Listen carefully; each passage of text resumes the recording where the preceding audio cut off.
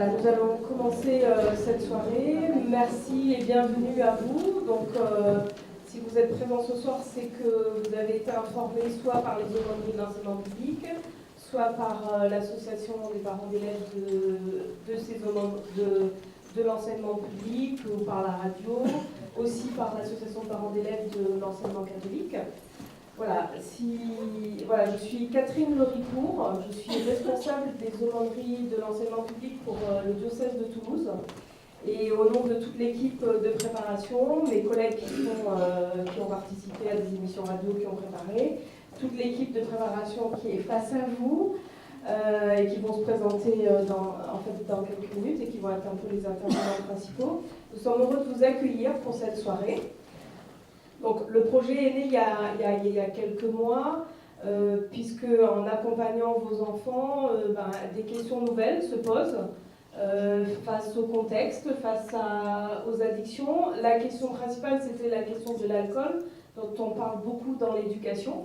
Mais on a souhaité avoir une soirée un peu plus large. Voilà, on ne va pas stigmatiser nos adolescents, on ne va pas dire qu'ils sont les pires du monde et qu'ils font les pires bêtises. Mais on va essayer ensemble de se donner des moyens, des pistes, des conseils pour mieux vivre face au contexte auquel nous devons faire face et aux nouveaux défis qui nous sont, qui font partie de notre vie, aujourd'hui. Je voulais particulièrement accueillir aussi Monsieur Lambollet, alors je ne le repère plus. Voilà, qui est au fond, puisque l'appel nous a rejoints au mois de décembre dans la préparation de cette soirée. Et puis, particulièrement, remercier Géraldine, qui va animer donc une bonne partie de la soirée, qui est donc présente au nom de l'association principale avec laquelle nous avons travaillé, l'ANPA, l'Association nationale de prévention en alcoolologie et addictologie. À qui je vais très rapidement passer le micro pour animer la soirée, vous présenter comment ça va se dérouler. Voilà, je passe la parole à Géraldine.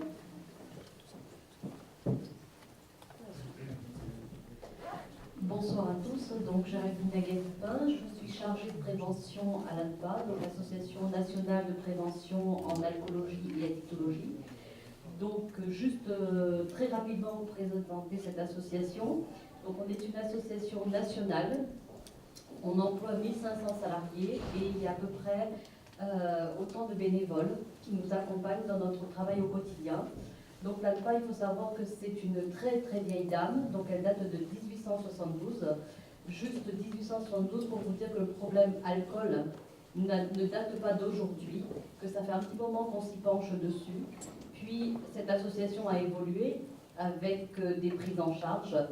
Au début, ça s'appelait des CHAD, Centre d'hygiène d'alcoolologie, d'hygiène d'accompagnement d'alcoolologie, et puis ça a évolué pour maintenant gérer des XAPA, donc le Centre de soins d'accompagnement de prévention en addictologie. Donc si vous suivez bien, on est passé de l'alcoolologie à l'addictologie. On va essayer peut-être dans le débat, etc., de définir ce que c'est que l'addictologie. Et donc, on a 88 comités, c'est-à-dire qu'on est représenté, comme je disais, au niveau national, dans pratiquement tous les départements de France et même d'outre-mer. Et donc, nous sommes des éducateurs spécialisés. Nous sommes une équipe formée de médecins, de psychologues, de travailleurs sociaux, donc éducateurs spécialisés, mais aussi de secrétariat, de direction, etc. Donc, juste pour vous pointer un petit peu que ce n'est pas une association lambda, ce n'est pas une association d'anciens consommateurs comme on peut en rencontrer dans notre pratique, mais bien une association de professionnels. Voilà. Donc, juste un petit peu pour vous situer, j'ai parlé des centres de soins, mais aussi il y a cet accompagnement qui est à peu près 80% de notre activité, mais il y a également la prévention. Donc je vous ai dit que j'étais chargée de prévention et mon travail à moi consiste à rencontrer des jeunes, des moins jeunes. Donc mon public est hétéroclite, hein. On peut partir de l'élève de CM2 jusqu'à la personne senior, ce qui signifie que les addictions ne touchent pas seulement nos jeunes. Voilà, ça c'est un petit peu le point de départ que je voulais donner. Et donc, avec l'aumônerie de Toulouse, on a travaillé sur ce projet qui se divise en 3 axes. Parce qu'il nous semble important quand même de dire qu'il y a le public cible, les jeunes, mais il y a tous les publics qui tournent autour, c'est-à-dire parents, éducateurs. D'où un petit peu l'idée de travailler à partir de 3 axes. Aujourd'hui, nous mettons en place cette conférence débat pour vivre avec un adolescent. C'est-à-dire que l'histoire des addictions, l'histoire des produits arrive à un moment donné dans la vie de l'adolescent. Ça n'arrive pas par hasard. Il y a sûrement une expérimentation. C'est pas parce qu'on va expérimenter que forcément on va devenir addict. Et là, je vais passer un petit peu le relais à mes collègues pour en parler. Donc voilà. Ce soir, nous n'allons pas donner de leçons, nous n'avons pas de recettes. Par contre, nous allons discuter. Et pour pouvoir discuter, eh bien, je me suis entourée de 2 personnes, donc Nathalie Gomez, sociologue enseignante, et docteur Alisson, qui est thérapeute familial, médecin addictologue, pédiatre dans ses temps perdus, formatrice, et voilà. Donc voilà un petit peu.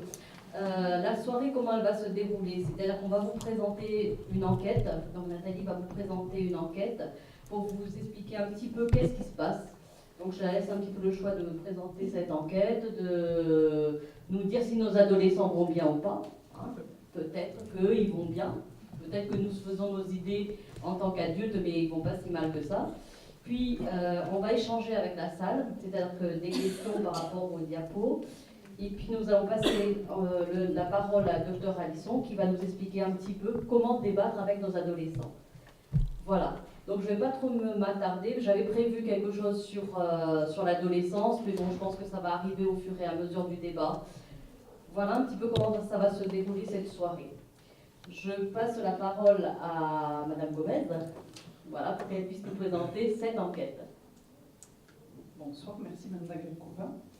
Je suis donc Nathalie Gomez, je suis sociologue, je suis également enseignante en lycée professionnel, dans un lycée assez chaud, dirons-nous. Et je travaille à la PANEP, donc depuis 1983, nous avons fondé avec Félix Navarro, qui est le médecin conseil de la rectrice, l'association pour l'animation éducative périscolaire. Le docteur Navarro vous présente toutes ses excuses, c'est lui qui devait animer cette soirée normalement aujourd'hui, il est souffrant, il n'a pas pu venir. Il regrette énormément, parce que ce sont des soirées qui lui apportent énormément à lui. Donc je travaille avec lui depuis 1983.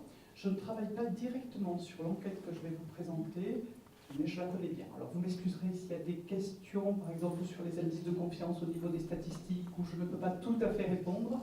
Vous avez une adresse internet derrière, vous pouvez nous poser des questions, le docteur Navarro lui-même pourra vous répondre avec précision sur les modalités de l'enquête que je vais vous présenter. Alors, il s'agit d'une enquête, l'enquête HBSC, qui travaille sur la santé des adolescents. Cette enquête est une enquête qui est gérée par l'OMS, par une branche Europe de l'OMS. Mais l'Europe pour l'OMS est très élargie, c'est-à-dire qu'elle prend le Canada et les États-Unis. Oui, c'est l'Europe élargie, c'est ce qu'ils appellent l'Europe élargie. Donc cette enquête au départ a commencé sur 3 pays et progressivement elle a pris beaucoup plus d'ampleur, à tel point qu'en 2010, il y avait 41 pays qui étaient enquêtés. Voilà, vous voyez l'Europe OMS dans toute sa splendeur. Donc la France fait partie de cette enquête depuis 1994. Cette enquête, le volet France, est géré par le docteur Navarro, par le rectorat de Toulouse. Le rectorat de Toulouse se charge de faire l'élaboration des questionnaires. Donc il y a un premier questionnaire qui est commun à tous les pays, et ensuite il y a un volet national. Chaque pays a une série de questions qu'il pose lui-même. L'enquête de 2010, nous avons travaillé sur le sommeil, avec le professeur Léger à Paris, pour travailler sur le sommeil de nos adolescents. L'enquête précédente, c'était sur l'asthme. Ça permet à tous les spécialistes d'avoir des données nationales sur une population. Donc, je vous ferai circuler par la suite cet ouvrage, qui est le dernier. C'est toujours la même population qui est étudiée, les mêmes jeunes, sur les mêmes régions. ça permet à tous les spécialistes d'avoir une banque de données. Nous, à Panel, ça nous permet d'avoir une banque de données précise sur les jeunes et nous la réutilisons, cette banque de données, pour créer des outils pédagogiques. J'ai à ma droite un chien qui est un très beau chien qui fume. C'est un outil de prévention parce que nous faisons des opérations dans les écoles primaires, dans les collèges et dans les lycées. Nous avons également, je vous ferai une démonstration du chien qui fume. Après, non, il ne faut pas tousser en avance, c'est juste après qu'on tousse. Je vous ferai la démonstration par la suite. Donc nous créons des outils pédagogiques grâce à cette enquête. Voilà, l'enquête HBSC, son but c'est de vraiment appréhender tous les comportements de santé des jeunes, toutes les attitudes. Donc l'enquête travaille sur plusieurs axes. La santé, la violence, non c'est pas le bon truc, on est encore sur la population, excusez-moi. Elle travaille sur la santé, sur la violence, sur l'hygiène bucco-dentaire, sur les heures de sommeil, sur la consommation des jeux vidéo, des bonbons. C'est-à-dire que le questionnaire est très très complet. Mais il travaille également sur les violences, sur les brimades.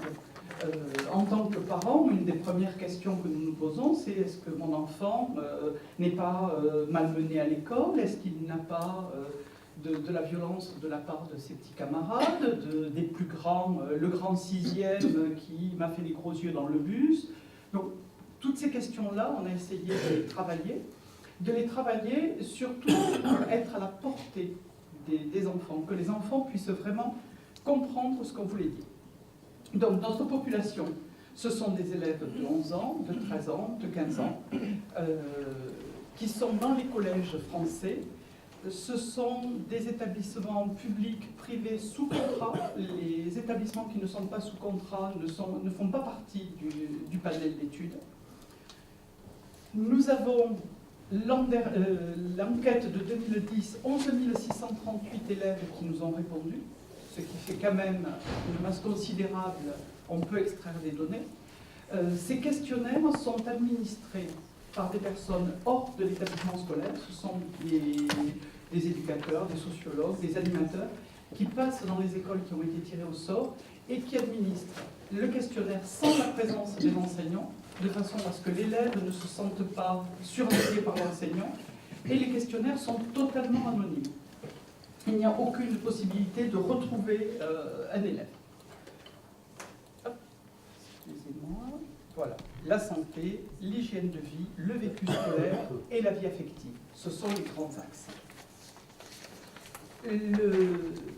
Les enquêtes, vous pouvez toutes les retrouver. Elles sont toutes éditées au niveau de l'INPES, qui est l'Institut national prévention, éducation à la santé. Merci Géraldine. Et donc toutes les enquêtes, le volet France est disponible. La dernière enquête, celle-ci, le livre est totalement téléchargeable en PDF sur Internet. Vous pouvez vous connecter, vous avez tous les questionnaires et toutes les évaluations.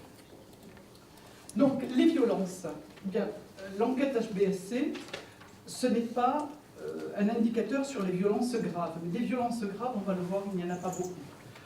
C'est un indicateur sur le vécu quotidien de nos enfants, au niveau de l'école, comment ça se passe, et surtout du sentiment d'insécurité.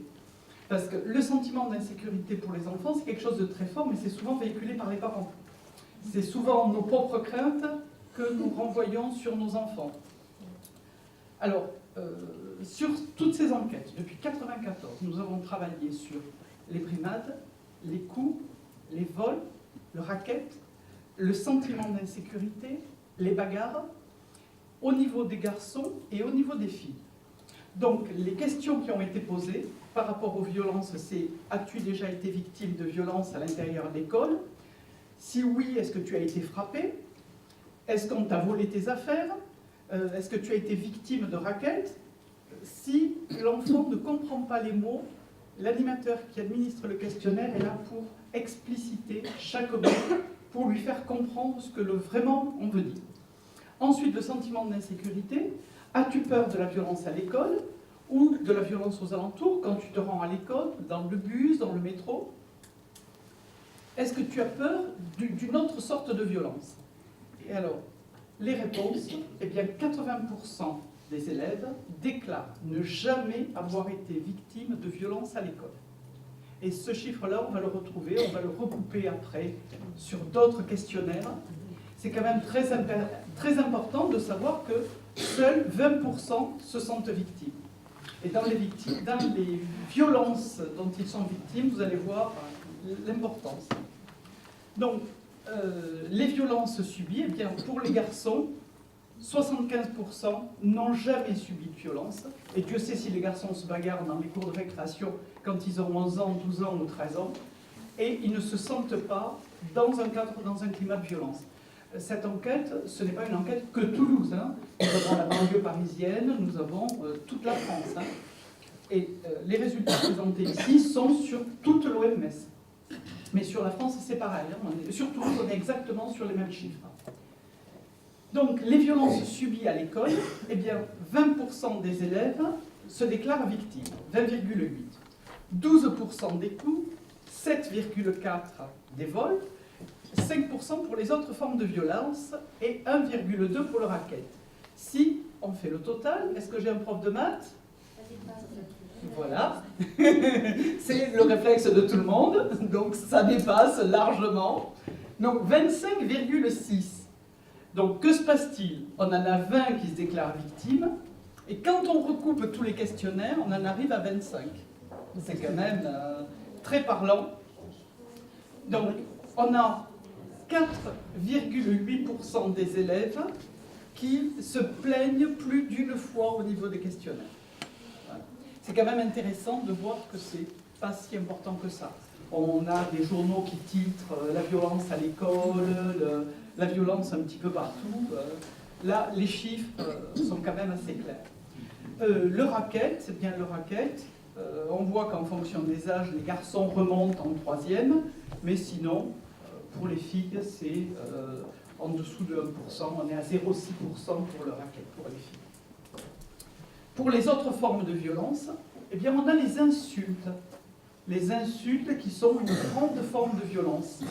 En tant que parents, souvent pour nous, la violence, c'est pas au niveau de l'insulte. On voit de suite le sparadrap et le mercurochrome arriver. Pour eux, ben, on est sur les insultes, les bagarres et les bousculades. Qui vit dans une école voit les bousculades, les humiliations, les violences sexuelles, les menaces.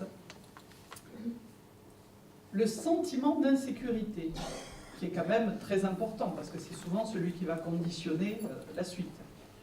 Eh bien, plus de 70% des élèves, 72,5%, n'expriment pas d'inquiétude sur la violence, ni au niveau de l'école, ni au niveau des alentours de l'école. Quand on regarde les filles, par exemple, pour ce qui est des coups, la crainte de la violence scolaire, la crainte d'avoir des coups, les filles ont une peur, c'est le graphique en rouge, on est à plus de 30% de crainte d'avoir des coups, et en réalité, les coups reçus, on est en dessous de 10%. Donc la crainte est vraiment exacerbée par rapport à la réalité. Les autres formes de violence que craignent les enfants, autant les garçons que les filles, ce sont les violences sexuelles, ce sont les meurtres, les kidnappings et les violences verbales. On retrouve les médias. On retrouve dans cette vignette ce qui est véhiculé par les médias au quotidien, l'information et le type d'information qui circule. Donc, les violences vécues, on a 40% d'insultes, 15% sur les bagarres, 10% sur les humiliations, 7,8% sur les violences sexuelles, 7% sur les menaces. Alors, c'est sûr, quelqu'un qui a une violence sexuelle, quelqu'un qui est menacé, quelqu'un qui est agressé, c'est terrible, et pour la personne et pour son entourage. Mais si on reprend des statistiques complètes, c'est quelque chose d'assez insignifiant, d'assez léger. Donc les médias où on parle des collèges, de la violence dans les collèges, dans les lycées professionnels, tous les journaux se font le relais de cette violence. Excusez-moi. La tendance, c'est très net, depuis 1994, est au contraire d'une très grande stabilité. On n'a pas d'augmentation de la violence, on n'a pas d'augmentation d'élèves au niveau des questionnaires qui nous disent on a davantage de violence dans l'école, dans le collège. Et le sentiment d'insécurité de tous les élèves est à la baisse. Sur l'ensemble de l'année scolaire 2010-2011, dans le public, 12,6% d'incidents graves ont été signalés. Il y a un document que remplissent, alors je ne sais pas si dans la salle il y a des chefs d'établissement, il y a un logiciel qui sert à traiter toutes les incivilités, les agressions, les violences, de façon à pouvoir faire des statistiques. Voilà. Alors, le lycée professionnel, 1,74% d'élèves ont été signalés comme auteurs d'incidents graves. Dans les collèges, 1,41%. Et dans un lycée général ou technologique, 0,46%. Donc on voit, ça c'est ce que l'on connaît au quotidien. C'est vraiment le reflet. Si Géraldine vous présente la même courbe sur la consommation d'alcool, la consommation de tabac, on aura exactement les mêmes écarts. Hein? J'ai cru que c'était bloqué. Les atteintes aux personnes, 78,6%. C'est sur l'enquête Civis. Là, je ne suis plus sur l'enquête HBSC, c'est l'enquête Civis. Ce sont les fameux documents, les fameux formulaires que remplissent les chefs d'établissement. Alors, est-ce une incidence réelle ou une évolution réelle? Au niveau de la violence, voilà ce que l'on a pu lire à un moment donné. Une bande d'élèves donne l'assaut au logement du proviseur. Un élève gifle violemment un personnel de direction. Voilà, 1822. Au collège Pierre de Fermat à Toulouse. Donc, 3 élèves qui caillassent le jury, excusez-moi, il s'est emballé. 3 élèves qui caillassent le jury du baccalauréat en 1844. Voilà. On n'est pas dans un lycée professionnel ni dans une banlieue, donc ça a toujours existé. On a toujours eu ces incivilités. Les bagarres, bon, près des 2/3 des collégiens déclarent ne pas s'être bagarrés au cours de l'année. Quand on analyse les élèves, la gravité des bagarres, eh bien on voit que 35% se sont blessés en faisant du sport. Les blessures qui ont fait appel à une infirmière ou un médecin. 35% se sont blessés en faisant du sport, 12% en tombant par terre, en trébuchant tout seul, et 4,3% en jouant dans la cour de récréation, et seulement 2,9% dans une bagarre. C'est-à-dire qu'on a 3% des élèves qui sont blessés lors d'une bagarre. Il ne faut surtout pas oublier, et Mme Rallison sera d'accord avec moi, que l'alcool va être un des facteurs aggravants dans les bagarres, souvent, et même dans les cours de récréation, dans les collèges et dans les lycées. Le harcèlement. Nos jeunes sont parfois victimes de harcèlement. Il faut surtout recadrer à chaque fois si c'est entre élèves. Dans les lycées, on a également adulte à adulte, le harcèlement. On a adulte à élève et élève à adulte. Il ne faut pas oublier tous les cas de figure, c'est important. Je vais passer assez vite sur mes statistiques. Le harcèlement à l'école, eh bien 2/3 des collégiens déclarent ne pas avoir subi de harcèlement au cours du bimestre. Une fois tous les 2 mois à peu près. Que ce soit garçon ou fille, c'est indifférent.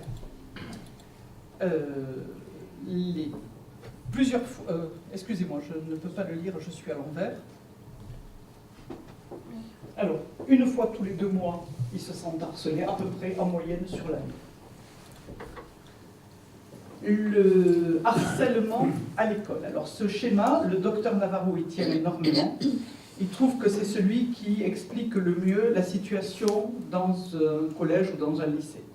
Il y a 64% qui se déclarent non harcelés, 35% qui se déclarent harcelés, et on a des élèves qui sont non harceleurs, 56%, et harceleurs, 43%. c'est ce qu'il appelle les non-noms. Jamais harcelé, jamais harceleur. Ensuite, on va avoir des élèves qui sont les et les élèves qui sont à tour de rôle, soit harceleurs, soit harcelés. On va se retrouver avec 20% des élèves. On va avoir ensuite les cherkakou, qui sont des élèves qui sont des harceleurs, qui y vont mais qui ne seront jamais harcelés. Et on va avoir les têtes de Turcs, qui seront des élèves harcelés et qui à leur tour ne seront jamais harceleurs. Donc ce schéma est très important quand on analyse une classe, une cour de récréation, pour voir où est-ce qu'ils sont, nos chers enfants. On a la même chose sur les filles et les chiffres ne sont guère différents. Être un ado aujourd'hui, ça va être le second volet de ma communication. J'arrête un petit peu les statistiques, non pas trop. Donc l'enfance, l'adolescence, c'est ce qui nous concerne aujourd'hui au premier titre. Cette adolescence, c'est une rupture après l'enfance, on démarre la vie. Alors ça peut être un petit peu chaotique, ça peut se passer très bien ou ça peut être un petit peu plus compliqué.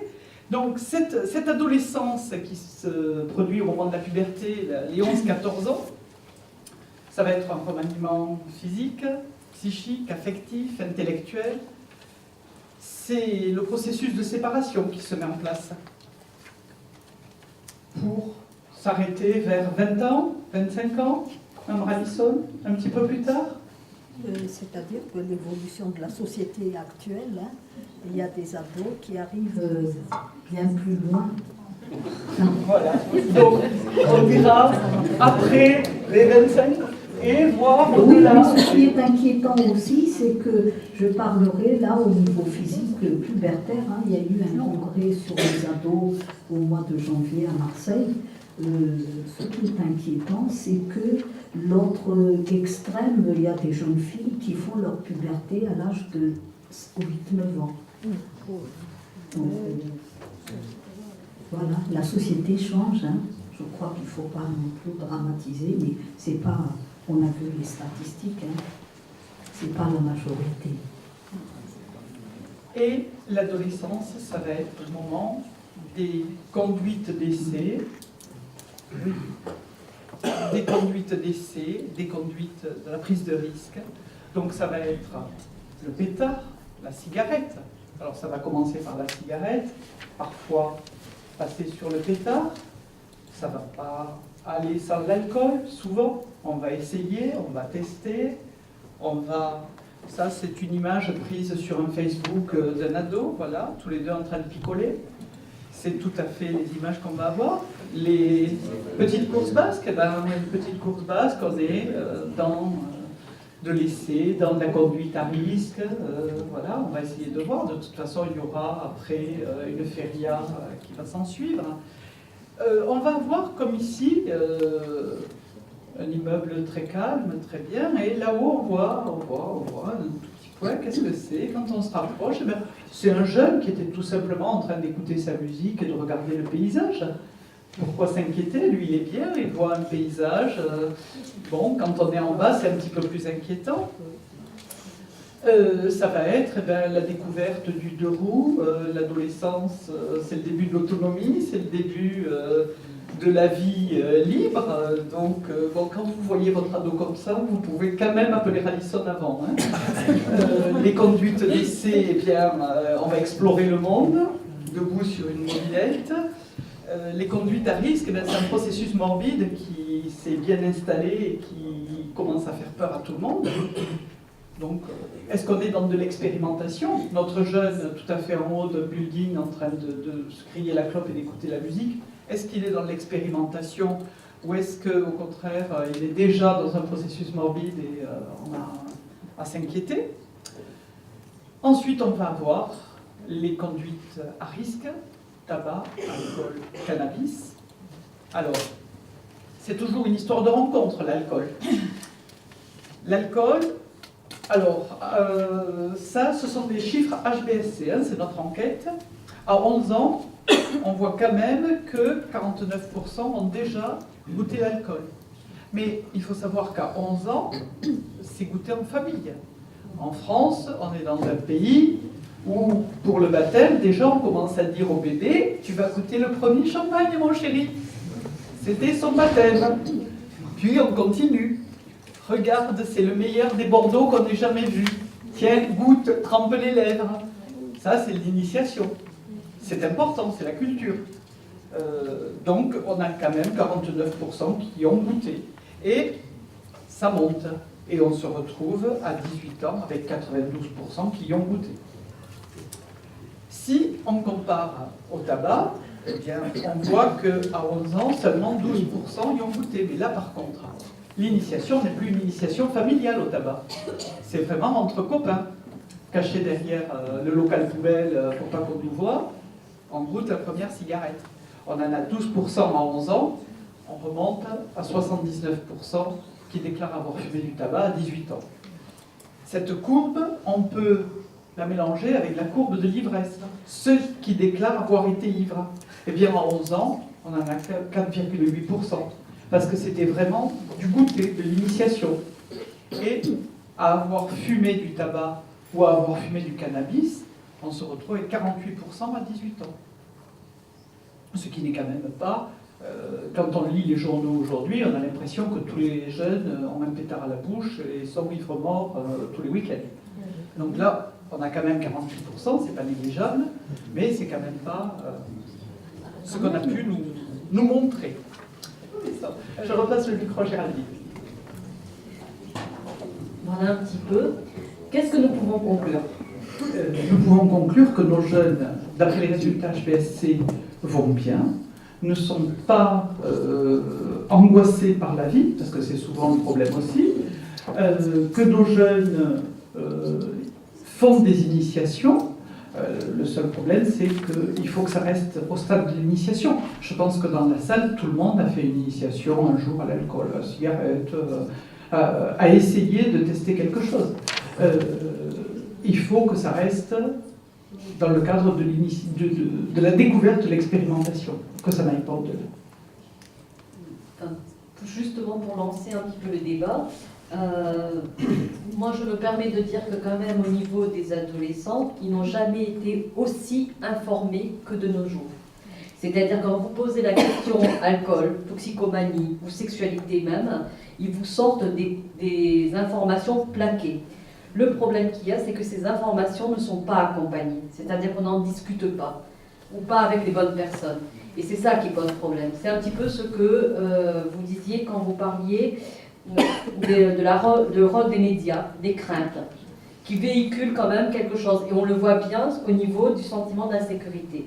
Au niveau du kidnapping, ça n'arrive pas tous les jours. Je ne dis pas que ça n'arrive pas, mais ce n'est pas tous les jours qu'on a des gens, des gamins qui sont kidnappés. Mais en même temps, dans l'enquête HBSC, ça ressort. Donc ça veut dire que ça vient bien de quelque part. Et je pense que dans cette soirée, plus ou moins ce qu'on voulait aussi mettre en avant, c'est-à-dire que nos adolescents ne vont pas si mal que ça, que nos parents, parfois, on a peut-être des craintes par rapport à ça, mais il faut les accompagner dans ces informations. Voilà. Je vais faire un petit peu l'animateur. L'animatrice ? L'animatrice plutôt, oui. Bonsoir. Bonsoir. Avec les moyens de communication, Internet, avec toutes les séries qui sont diffusées où il y a beaucoup de violence, est-ce que les jeunes ne sont pas élevés, ne grandissent pas avec cette violence et donc ils ne l'identifient plus? Est-ce que c'est possible ça? Je vais laisser la parole au docteur Alison, c'est sa spécialité. Elle avait déjà pris le micro. Oui. Merci. Effectivement, il y a un modelage, ce que disait Madame Naguin-Coupin tout à l'heure. Les jeunes, contrairement aux ados d'il y a quelques années, d'abord les codes sociaux ont changé, les informations circulent à une vitesse vertigineuse, ils sont inondés d'informations, il y a des modelages, qu'on le veuille ou non, par rapport à la société, par rapport à la famille également. Donc ce qui est important, on ne peut pas éviter que les jeunes accèdent à ces informations, accèdent à certaines images, mais le plus important, c'est qu'il y ait un accompagnement. C'est cet accompagnement qui va permettre aux jeunes d'ouvrir un dialogue avec les adultes, avec ceux qui les entourent. Hein. Ça peut être les parents sont au centre de l'accompagnement, mais il y a aussi l'accompagnement des pères entre eux. Ils peuvent aussi s'accompagner, alors ça peut être dans les deux sens, hein, quand ils discutent entre eux, les jeunes, et qu'ils ont vu un film ou je ne sais pas, et bien entre eux, contrairement à ce qu'on pense, hein, il y a beaucoup de jeunes qui quand même s'entraînent si je dirais, à s'éduquer. Hein. Et d'ailleurs, quand on rentre dans l'adolescence, on a tendance à... C'est la période, tu as dit tout à l'heure, c'est la période de la séparation, effectivement. C'est la période de détachement, parce que si ce détachement-là ne se fait pas, eh bien, on ne grandit pas. Donc, il faut aussi expérimenter, ça fait partie de grandir, hein, découvrir. Mais je le répète encore, c'est l'accompagnement des jeunes, être disponible, être à l'écoute et surtout faire confiance à nos jeunes. Donc je pense que ça répond un peu à la question, je ne sais pas. Je me demande si le vécu quotidien, enfin l'insécurité qu'ils peuvent vivre,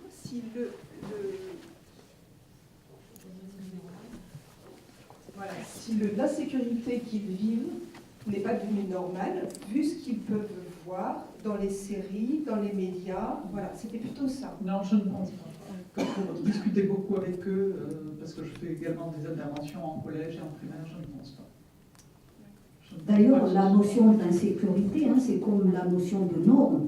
Quelles sont les normes? Moi, je pense que nous tous là, autant que nous sommes, hein, vos normes à vous ne sont pas les normes à moi, ne sont pas les normes de certaines personnes. Alors justement, cette notion d'insécurité qu'on brandit tout le temps, on a vu tout à l'heure dans l'étude, hein, que l'insécurité, c'est parfois peut être induite par justement la façon dont les médias, bon, je ne vais pas attaquer les médias, mais dans les médias, on entend tout, on voit tout, et les jeunes, effectivement, quand j'insiste sur l'accompagnement, c'est qu'ils ont besoin justement qu'on les rassure, parce que l'insécurité, c'est pas tant dramatique que ça, mais il faut savoir ce que c'est justement l'insécurité, qu'est-ce qu'on craint. Certains parents, par exemple, craignent justement pour le harcèlement, d'autres pour le racket.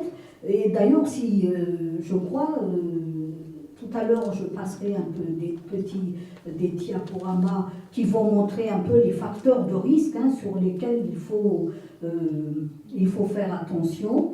Mais, comme je le dis, il n'y a pas de risque zéro pour les enfants. On ne va pas interdire tout, ni faire en sorte que les enfants n'accèdent pas à tel ou tel... Non, bien sûr, mais je trouve surprenant que parfois, ils trouvent normales certaines insultes. C'est pas une violence grave en soi, il n'y a pas de danger immédiat, si vous voulez. Mais quand je les vois ne pas réagir à ça, je me dis c'est peut-être parce que ils trouvent ça normal, justement, c'est la norme pour eux. Alors moi je reviens, je m'excuse, hein, je suis désolée, mais je reviens encore à l'adulte qui accompagne ses enfants. J'ai parlé de modelage tout à l'heure, et je peux vous dire que la majorité des enfants ne font jamais ce qu'on leur dit, ils ne font que ce qu'ils voient faire et entendre les adultes. Donc, quand je parle d'accompagnement, eh bien, aux adultes qui sont à côté, de leur dire quel est le sens de ce qui se dit. Comme vous dites, une insulte, peut-être dans certains milieux, certaines familles, certains mots ne représentent pas d'insulte, alors que dans d'autres, ce ne sont pas leurs valeurs et leurs références. Donc je crois que c'est chaque adulte qui va expliquer qu'est-ce que ça représente et qu'est-ce qu'il faut en faire.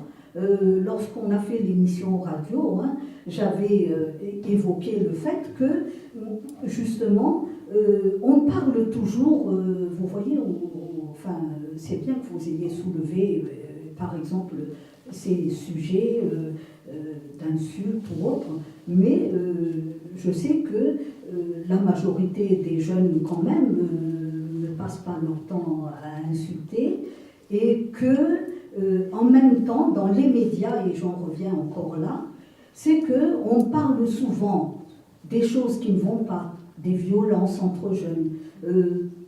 Et pourtant, on ne parle jamais des adultes, des adolescents qui réussissent, qui font de belles choses. Hein. C'est vraiment dommage parce que, je m'excuse, mais c'est la culture un petit peu que je vois ici en France. Hein.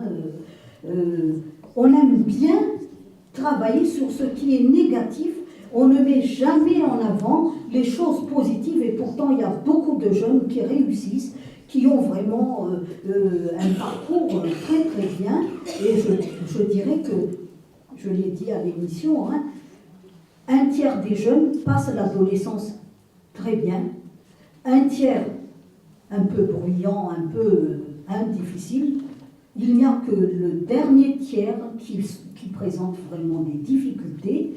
Effectivement, moi je pense que ceux qui sont en difficulté, il faut vraiment être très attentif, ne pas négliger, ne pas banaliser leurs difficultés, mais les 75% qui restent également, mais ce serait bien qu'on parle d'eux, qu'on fasse des émissions, hein, même télé-réalité, je n'en sais rien, mais des gens qui réussissent. Je crois que ça apporterait beaucoup de choses au moral des parents, au moral des jeunes, parce que d'abord, ils vont être valorisés. Parce que tout ce qu'on montre dans les médias, c'est les adolescents violents, les adolescents qui se suicident. Certes, il y a toutes ces difficultés, mais à côté aussi, on peut montrer quelque chose qu'il y a beaucoup de jeunes qui réussissent, qui sont bien, sur qui on peut compter. Alors, moi je vais vous raconter une petite anecdote qui vient de me revenir en écoutant Dr Allison par rapport à ce que disait la dame Dufan sur la notion d'insécurité, de violence verbale, tout ce climat d'insécurité. Le docteur Navarro travaille avec une de ses adjointes qui gère toute la partie anglaise de l'enquête HPSC, le docteur Emmanuel Godot, qui a fait plusieurs interventions déjà avec l'équipe. Et Emmanuel Godot a une fille qui a passé le BAFA. Il se trouve qu'Emmanuel Godot habite dans le quartier, ici, sur la côte pavée. Et sa fille est partie s'inscrire pour passer le BAFA et elle est arrivée à Bagatelle. Et les jeunes, donc c'était il y a 2 ans, ont fait un tour de table. D'où est-ce que tu viens? D'où est-ce que tu viens? Et quand elle a dit j'arrive de la côte pavée, tous ont dit waouh, c'est pas possible, tu te rends pas compte, t'es folle de vivre là-bas, tu te rends pas compte. Donc elle dit mais pourquoi? Il y a eu l'affaire Mana et après il y a eu un braquage dans une banque, mais c'est le quartier de fou là-bas, c'est le quartier de ouf. Voilà. Donc le climat d'insécurité. Attention, on n'a pas tous les mêmes repères, et à Bagatelle, ils étaient sûrs qu'elle vivait dans quelque chose de terrible. Elle habite un petit pavillon là derrière, 1930, qui est pas mal. Voilà, c'était juste, ça m'est revenu.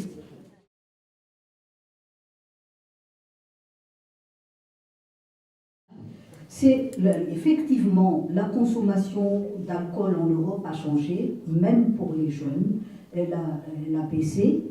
Par contre, l'ivresse augmente énormément, et notamment l'ivresse des jeunes.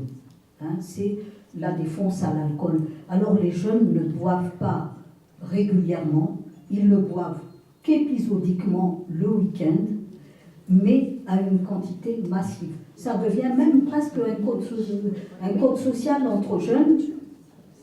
Le héros du groupe, c'est celui qui boit le plus rapidement possible, la quantité maximale, et qui tombe dans le coma. Parce que, oui, alors, il y a des études qui sont sorties maintenant. Alors, le binge drinking dont tu parles, c'est la défonce à l'alcool. Donc, c'est vraiment s'anesthésier. Alors, il a été défini maintenant, donc, que pour les garçons, 5 verres en 3 heures et 4 verres en 3 heures pour les filles, ça rentre dans cette défonce à l'alcool. Mais malheureusement, ils boivent beaucoup plus que ça en 3 heures. Alors, les conséquences, effectivement, c'est que le cerveau en prend vraiment un grand coup. Et ça, ce sont les difficultés, comme les rugbyman qui reçoivent les KO maintenant, ou les sports violents, eh bien ça va être un peu ce cerveau-là que certains adolescents auront dans quelques années, puisqu'il y a des études qui sont tombées. Il y a une atteinte cérébrale quand même sérieuse. Sans compter effectivement les risques avec l'ivresse dans cet état-là. D'abord le coma, et on ne le prend plus un peu banal, de manière banale maintenant dans les urgences, puisque un enfant qui arrive en état d'ivresse, je dis enfant parce que les ados c'est un peu encore ça, aux urgences maintenant, normalement, si ça se passe très bien, doit être mis en observation pendant 72 heures et d'évaluer toute sa situation. La situation familiale, la situation scolaire, la situation sociale, pour faire une évaluation, parce que effectivement, vous avez évoqué tout à l'heure, il y a effectivement 25% des jeunes qui ne sont pas bien. Quand j'ai dit tout à l'heure qu'il faut être très attentif effectivement pour ces jeunes, c'est bien de constater qu'il y a la majorité sont bien, mais ces jeunes-là méritent qu'on s'y attarde énormément, puisque effectivement ce sont les futurs adultes qui auront de gros problèmes, et on n'y arrive pas là par hasard. Il y aura des facteurs de risque qu'on verra tout à l'heure, et ce sont ces facteurs de risque qu'il faut prendre très tôt, qu'il faut être vigilant, qu'on n'attend pas qu'ils soient ados et qu'ils s'alcoolisent de cette façon. C'est déjà pour moi un enfant, tous les adultes autour doivent être attentifs justement à leur comportement, puisque les addictions par exemple, on ne devient pas addict par hasard. L'addiction, la définition de l'addiction, c'est un comportement humain pathologique, donc anormal, qui consiste à utiliser soit des produits, les drogues qui rendent dépendants, soit des comportements comme les addictions au travail, aux activités physiques, au sucre, au chocolat, aux jeux vidéo, aux cyberaddictions, Internet. Pourquoi faire? Pour écarter un malaise intérieur, un mal-être profond, donc pour produire du plaisir, parce que ça fait intervenir le cerveau dans tout cela.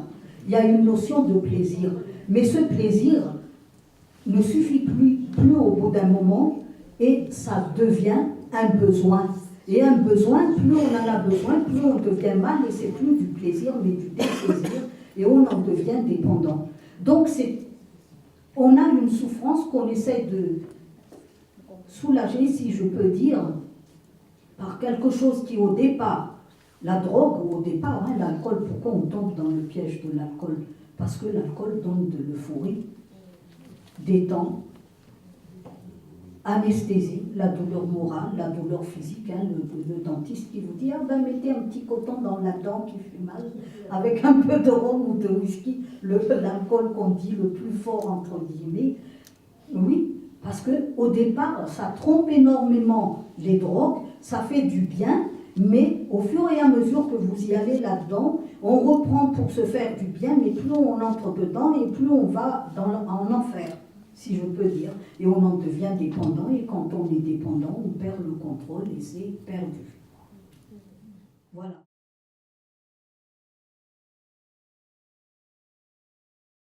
Voilà, donc c'est un peu là la problématique, c'est le repérage précoce des problèmes des personnes, des enfants. On commence par les enfants, on va vers l'adulte. Donc, malheureusement, en France aussi, on n'est pas un pays qui privilégions la prévention, comme le Canada, où la prévention, ça commence très tôt. Donc c'est par là, ce sont des enfants qui souffrent la majorité du temps. Les 20% qui ont vraiment des difficultés sont des enfants qui souffrent. Je n'exagère pas en le disant, mais et donc être attentif à cela, les suivre, ouvrir le dialogue quand on voit qu'il y a des problèmes. D'ailleurs, je le répéterai tout à l'heure, quand on voit un adolescent qui n'est pas bien, Et quand on se sent dépassé, il est toujours bien de se rapprocher des professionnels et ne pas avoir peur, parce qu'on parfois on se dit, oh mon Dieu, on a toujours l'idée de l'enfant idéal, merveilleux, et nous, parents, quand nos enfants ne vont pas bien, on va tout de suite dans la peur, la culpabilité, la honte. On commence par se dire, mais qu'est-ce qu'on a fait et qu'on n'aurait pas dû faire, et qu'est-ce qu'on aurait dû faire et qu'on n'a pas fait. Il n'y a pas de parents parfaits et il n'y a pas d'enfants parfaits. On évolue et l'essentiel, c'est de savoir qu'à un moment donné, on a besoin de comprendre, on a besoin d'être informé et de savoir dans quelle direction on peut aller. Oui. Justement, je suis heureuse que vous teniez ce discours parce que j'avais une remarque à faire sur le fait que vous signalez au début de la conférence, Madame, que l'adolescence est un moment où le jeune va vouloir à tout prix se séparer du parent. Pas à tout prix. Ah ben, va le faire, mais parce que ça fait partie de son parcours et que donc on aura beau vouloir accompagner nos enfants, nous les parents, on a tout faux. De toute façon, quand on va lui dire et on va lui parler et le mettre en garde, de nous parents, il ne voudra pas l'entendre. Par contre, si c'est une personne extérieure, là, il va l'écouter. Donc, effectivement, avoir bien à l'esprit qu'on n'est pas prophète en son pays, selon le proverbe, et passer le relais. Et c'est justement là qu'il serait important d'avoir peut-être aussi connaissance de ces adultes relais professionnels qui peuvent justement faire là où nous, avec beaucoup d'amour, on n'y arrivera pas. On n'y arrivera pas parce que l'enfant, à ce moment-là, ben oui, le parent, il n'a pas raison, il a tout faux, tu comprends bien, mais de ton temps, je sais bien, tu vas me dire que... Donc voilà. Et ça a toujours existé. Je sais. Alors, je vais quand même... c'est bien que vous y pensez de cette façon-là, effectivement, parce qu'il y a des possibilités d'accompagner aussi les parents. Mais par contre, moi, avant de faire entrer des tiers, justement, entre les parents et les enfants, avant tout, n'oubliez pas que les parents ont un rôle, une place à tenir. Et si jamais, justement, ce rôle, aller voir un professionnel, c'est pas passer le relais, malheureusement. C'est pas passer le relais, c'est vraiment avoir des outils pour pouvoir accompagner votre jeune. C'est pas passer le relais, ça, mais là, vraiment... Passer le relais, c'est qu'à un moment, nous, on ne va pas être entendus. C'est pas que je démissionne, mais moi, j'ai plus les moyens. Donc je veux, mais j'arrive plus. Oui, voilà, j'ai pas parlé de démission, attention. Mais c'est ce que je veux vous dire. Dans le terme relais, je n'entends pas du tout que je vais démissionner. Je passe juste un temps le relais parce que moi, je n'ai plus la capacité de pouvoir agir là où je voudrais le faire. Oui, alors le travail que nous faisons justement, c'est de rétablir justement cette notion, même momentanément, de vos difficultés. On accompagne les familles pour pouvoir rétablir le rôle, parce que je peux vous dire que c'est facile, hein. Moi j'ai 3 enfants, ben je peux vous dire que je sais qu'accompagner des enfants, quand vous avez 3 enfants, c'est 3 enfants qui ont des caractères, des personnalités différentes. Si avec un, ça marche très bien, avec l'autre, c'est la catastrophe. Oui, donc quand vous dites, mais avec ton frère, on a fait ça, je peux vous dire que vous faites remballer très vite. Donc vous avez à être attentif avec chacun de vos enfants. Ben oui. Et si en plus, quand on est un peu débordé, on ne sait plus quoi en faire. Moi, de mon temps, alors là, c'était le gros mot qu'il ne fallait pas sortir. Ton temps, c'était ton temps, nous, c'est notre temps. Mais c'est exactement ça. Et on sait très bien que les enfants, justement, le passage, l'adolescence, c'est pas une maladie, c'est un passage obligé pour grandir. Donc je dirais que quand on prend l'avion, à un moment donné, ça ça vole, et puis tout d'un coup, une turbulence, hein, quand il y a la turbulence, tout le monde est angoissé, s'accroche au fauteuil. Mais l'adolescence, c'est ça. Les parents comme les enfants sont pris dans cette turbulence-là. Donc effectivement, c'est suivant les bagages qu'on a eus, hein, parce qu'il faut dire qu'on a nos parents aussi au-dessus de nous, qui nous ont servi de modèle. Ah bon, moi je sais parce que j'en ai fait les frais, et à la fin je dis à mes enfants, mais moi j'ai appris comme ça avec mes parents, il m'est arrivé même de demander pardon à mes enfants, parce qu'ils me disent, ouais tu comprends comment vous avez fait ci, vous avez... Eh bien oui, on a fait ça parce qu'on a appris avec nos parents, il nous est arrivé de dire à nos enfants, ben écoutez, comment vous voyez un parent qui vous conviendrait? Ça a pu, mais oui, mais ça a pu nous faire ouvrir un dialogue en disant, ben nous, comment vous nous trouvez, qu'est-ce qui est bon, qu'est-ce qui n'est pas bon, enfin pour rigoler un peu. Les enfants, enfin moi je parle des miens, ils me demandent toujours, raconte-nous les bêtises que tu as faites. Et je raconte des bêtises, ils sont morts de rire. Mais à chaque fois qu'on raconte, je ne sais pas, j'ai raconté 10 fois certaines scènes, mais à chaque fois que je raconte, ils me disent, mais en fait, on comprend pourquoi tu te comportes comme ça. Et ça me permet de dire, ben oui, et des fois je leur dis, ben attention alors, hein, que quand vous aurez des enfants, oui, mais on le fait pas tout le temps en disant, qu'est-ce que tu as fait encore, regarde comment tu me réponds. Mais bien sûr, les adolescents, comme tu as dit tout à l'heure, ils sont dans la recherche de nouvelles expériences, de prise de risque. C'est ça qui les fait grandir. S'ils ne font pas ça, ils restent ratatinés, ils restent des enfants qui ne vont jamais s'ouvrir.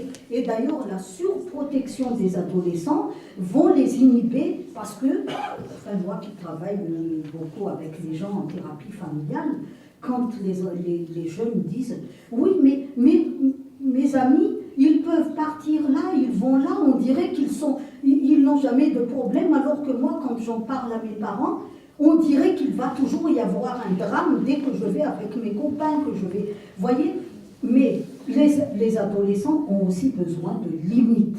Ça, n'oubliez pas. Il faut savoir dire non. Quand je parle du rôle des parents, c'est savoir mettre des limites. Les adolescents à qui on dit « Oh, quand même, il faut être compréhensif, il faut les laisser libres ». Non, il faut toujours savoir mettre des limites. D'ailleurs, ça aide vos adolescents à grandir, parce qu'il faut qu'ils apprennent que dans la vie, parce que s'ils attendent que ce soit la vie qui leur mette les limites, alors là, ça va faire très mal. Donc, leur expliquer quand vous dites non, pourquoi vous dites non, et puis dans un climat serein. Pas toujours parce qu'eux, ils vont vous provoquer. Ils vont claquer la porte. T'as vu comment tu te comportes? Enfin bon. Mais ce qu'il faut, c'est attendre un peu que la crise passe. Il ne faut pas intervenir au moment où il est en train de vous crier.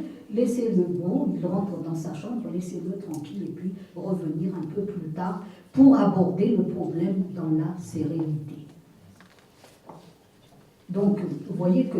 Et il y a autant de familles qu'adolescents ici, et dans une famille, s'il y a 4 adolescents, vous aurez 4 problèmes à régler.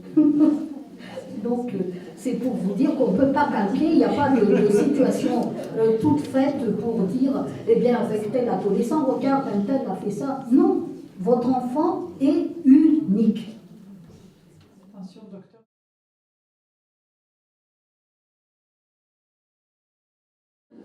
Ah bon?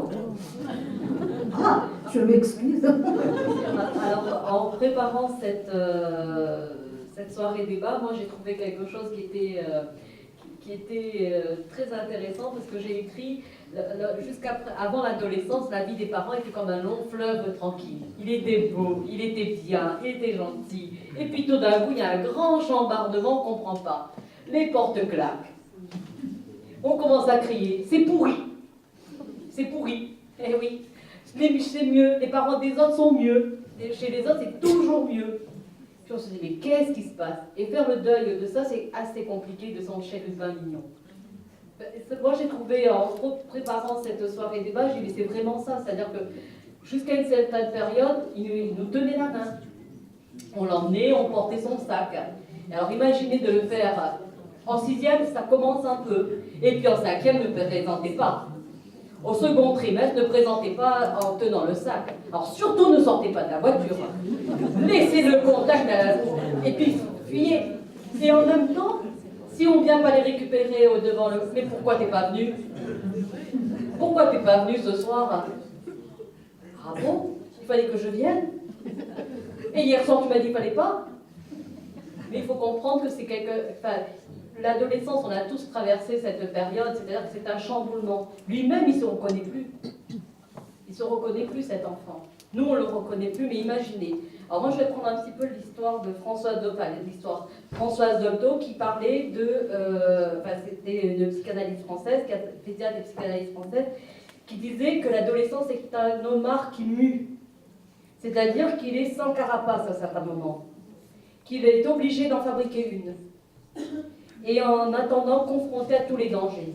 Et justement, c'est être à côté de lui. Pas devant, pas derrière, mais à côté. Et dans la bonne distance, parce qu'il ne faut pas être trop près non plus. Parce que sinon, on envahit son espace. Moi, je dis souvent que je prends les exemples de la Marguerite, c'est ce que j'ai fait un petit peu lors de l'émission. C'est-à-dire que le parent, il est la tige qui tient. Il faut que cette tige, elle soit comme un roseau. Elle peut se tendre, mais il faut qu'elle soit là. Et puis il y a l'adolescent au milieu. Et puis il y a son espace de vie. Il a besoin aussi de se retrouver un peu tout seul. Il y a cet espace de vie avec les pères, parce qu'on n'en parle pas beaucoup des pères PAIRS. Et je peux vous dire qu'ils occupent une grande place. Ils se voient, les parents disent, mais ils sont beaucoup plus avec les copains que moi. Les copains disent que c'est bleu, et vous dites non, non, c'est rouge, non, non, non, c'est bleu. Les copains ont dit que c'était bleu. Et alors allez vous battre pour dire que c'est rouge. Or, vous savez que c'est rouge. Et puis le copain demain il dit ouais, ta mère avait raison, c'était rouge. Ah ben oui, c'est rouge aujourd'hui. Enfin, voilà. C'est-à-dire qu'il faut accompagner ça. C'est pas passer le relais. Certes, quand on a de grosses difficultés, parce qu'on en rencontre parfois, c'est ce qu'on leur dit, essayez de rétablir cette communication, mais une communication bienveillante. Pas dans le sens culpabilisé. Et je crois que le fait d'organiser ce genre de soirée, enfin, moi je suis un petit peu, je trouve qu'il y a eu un travail extraordinaire qui a été fait, parce que je peux vous dire qu'on organise des soirées, et ben on a 3 rangs devant. Il n'y a pas plus que ça. Et parfois même, il y a 3 parents et 5 professionnels dans la salle. Ça veut dire que la question, quand on commence à parler de parents, quand on commence à parler de comportement, de mettre des limites, ou tout simplement comment on fait. On n'est pas bons parents, on n'est pas mauvais parents, on est parents. Et ça, des fois, je crois qu'on l'oublie parfois. On a tellement envie de bien faire que, ah mais il faut faire, il faut dire, non, il faut les laisser aussi vivre, prendre ces expériences. Alors, quand on pose la question en disant, la cigarette, alors moi j'ai goûté à l'alcool. La majorité du temps, même en 6e, quand on demande avec qui vous avez goûté à l'alcool, c'est avec les parents. Mais qu'est-ce que tu as goûté? Du champagne, du vin, du cidre. Alors des fois les grands-parents arrivent par là en disant qu'ils ont goûté de l'agnole. Les grands-parents arrivent aussi, oui. Et puis quand on leur dit, mais est-ce que vous avez goûté au whisky, au Ricard, à la manzana? Ah non madame. Ah non, non, non, non, ça non. Je dis, mais pourquoi? Ah mais parce que non, c'est pas la même chose. Alors, quand je dis aux parents que vous pouvez faire goûter le meilleur vin que vous avez dans votre cave à votre adolescent, qui n'aura jamais le même goût que la piquette, parce qu'on n'est pas sur les mêmes rapports. La piquette, il va la boire avec les copains, mais qu'est-ce que c'est bon à ce moment-là? Il y a l'histoire des pères qui est là. Et ça, souvent, eh ben, il faut l'entendre aussi, ça. Alors, je vous dis, hein, il y a des parents qui initient au bon vin leurs enfants de 6e, et même les plus petits, des fois, qui initient au bon vin. On peut passer la soirée, je peux vous raconter ce qu'ils racontent des parents. Des fois, en sortant de là, je dis, mon Dieu, j'espère que le mien, il ne dit pas tout ça sur moi.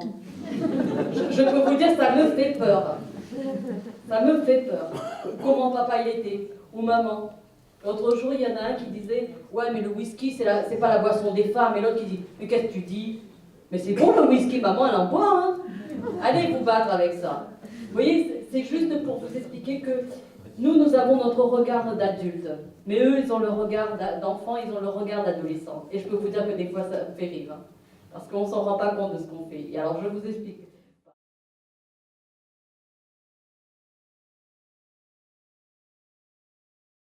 Je répète un tout petit peu ce qui a déjà été dit. Hein.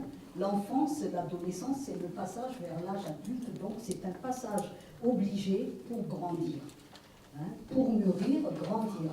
Donc c'est un processus pubertaire, il y a deux volets. C'est le processus pubertaire qui est un processus de transformation physique, hein, ce qu'on a dit tout à l'heure. Alors là, vous voyez bien, la majorité des adolescents, même pas ados, parce que je vois des petits jeunes de 8-9 ans hein, qui se mettent le gel. Hein. Vous voyez, alors quand les parents disent « Quoi, tu vas mettre le gel ?» Quoique ça rentre un petit peu dans les mœurs maintenant, donc les parents acceptent. Hein. Même on prépare, j'ai parlé des petites jeunes de 8-9 ans hein, tout à l'heure, et quelle était ma surprise l'été dernier, je rentre dans un magasin d'enfants et je vois un petit ensemble de dessous avec le soutien-gorge et le string. Hein. J'ai dit, mais comment on peut faire mettre ça aux enfants? Oui, il y a quand même aussi, hein, les codes sociaux évoluent terriblement. Et donc, effectivement, on ne peut pas éviter ça parce qu'il y a la politique, il y a le marketing, il y a tout ce qu'on veut. Hein. Et d'ailleurs, même par rapport à l'alcool, hein, vous savez très bien que maintenant, les prémix, hein, ces alcools mélangés au soda, très jolis dans des jolies bouteilles. C'est pourquoi? C'est pour les femmes et pour les enfants. Donc, vous voyez que tout est fait pour que tout le monde rentre dans la consommation. Hein, voilà. Et donc, ces transformations corporelles, les cheveux, l'habillement, comment on s'habille. Hein, mais ça, bon, écoutez, il faut les suivre. Hein. Si on veut discuter, on fait un peu d'humour, on leur explique effectivement que leur corps va changer effectivement. D'ailleurs, là, dans la transformation corporelle, c'est peut-être justement, avec beaucoup de souplesse, leur parler justement de leur transformation au niveau du corps, la génitalité, la sexualité. Donc, là, peut-être dans ce domaine-là, il vaut mieux se rapprocher des professionnels parce que même des professionnels dans le domaine médical hein, ont du mal à parler à leurs enfants de leur sexualité. D'ailleurs, c'est un peu faire une intrusion un petit peu difficile. Hein. Donc, il y a ce volet physique qui est visible en premier, et puis suit l'évolution psychosociale, l'interrogation identitaire, hein, ce que j'ai dit tout à l'heure au niveau de la sexualité, la place de l'ado dans la société. Il va se poser des questions, mais où je suis? Et là, il est dans la turbulence, il ne sait pas trop où il en est. La gestion des pulsions et des émotions, alors ça, c'est encore très difficile. Ils ont des difficultés à gérer leurs émotions et leurs pulsions, mais c'est transformé dans ces recherches de sensations, la confrontation aux limites, la prise de risques et d'expériences nouvelles. C'est-à-dire que toutes les émotions qu'ils ont, eh bien, ils vont les mettre dans l'énergie à agir. L'adolescent égale agir. Il va vraiment bouger, remuer. Vraiment, il y aura beaucoup de choses qui vont bouger. Alors, la quête d'indépendance et de liberté, alors ça, il y a beaucoup d'ambivalence. C'est-à-dire, ils veulent se détacher des parents, ils veulent être indépendants, ils veulent être en liberté. D'ailleurs, il y a beaucoup de fantasmes hein, dans cette liberté-là, dont nous avons tous été adultes. Le fantasme de la voiture de papa, le fantasme de fumer, hein, le fantasme de boire comme les grands. Hein. Il y a beaucoup de choses, hein, les modèles, on ne va pas les chercher ailleurs, on les voit chez nous. Voilà. Je disais porter des talons, des chaussures. Porter des talons, se maquiller, ah oui, c'est le grand. Oui, exactement. Hein, mais ça crée aussi beaucoup d'angoisse et d'anxiété parce que ça fait entrevoir aussi cette notion d'autonomie qu'on recherche tant, mais on n'est pas autonome, mais on ne peut pas être indépendant, on n'a pas d'argent, on n'a rien pour faire tout ça. Voilà, c'est bon. Alors, vous avez posé la question tout à l'heure des facteurs protecteurs. Effectivement, il y a d'abord les facteurs individuels inhérents à l'adolescent lui-même. L'estime de soi, la confiance en soi, les adolescents qui ont des projets de vie, qui font des projets, hein, que ce soit des projets de loisirs, des projets scolaires, des projets d'échange avec les autres, hein, les pairs, leurs propres camarades, et puis les compétences sociales.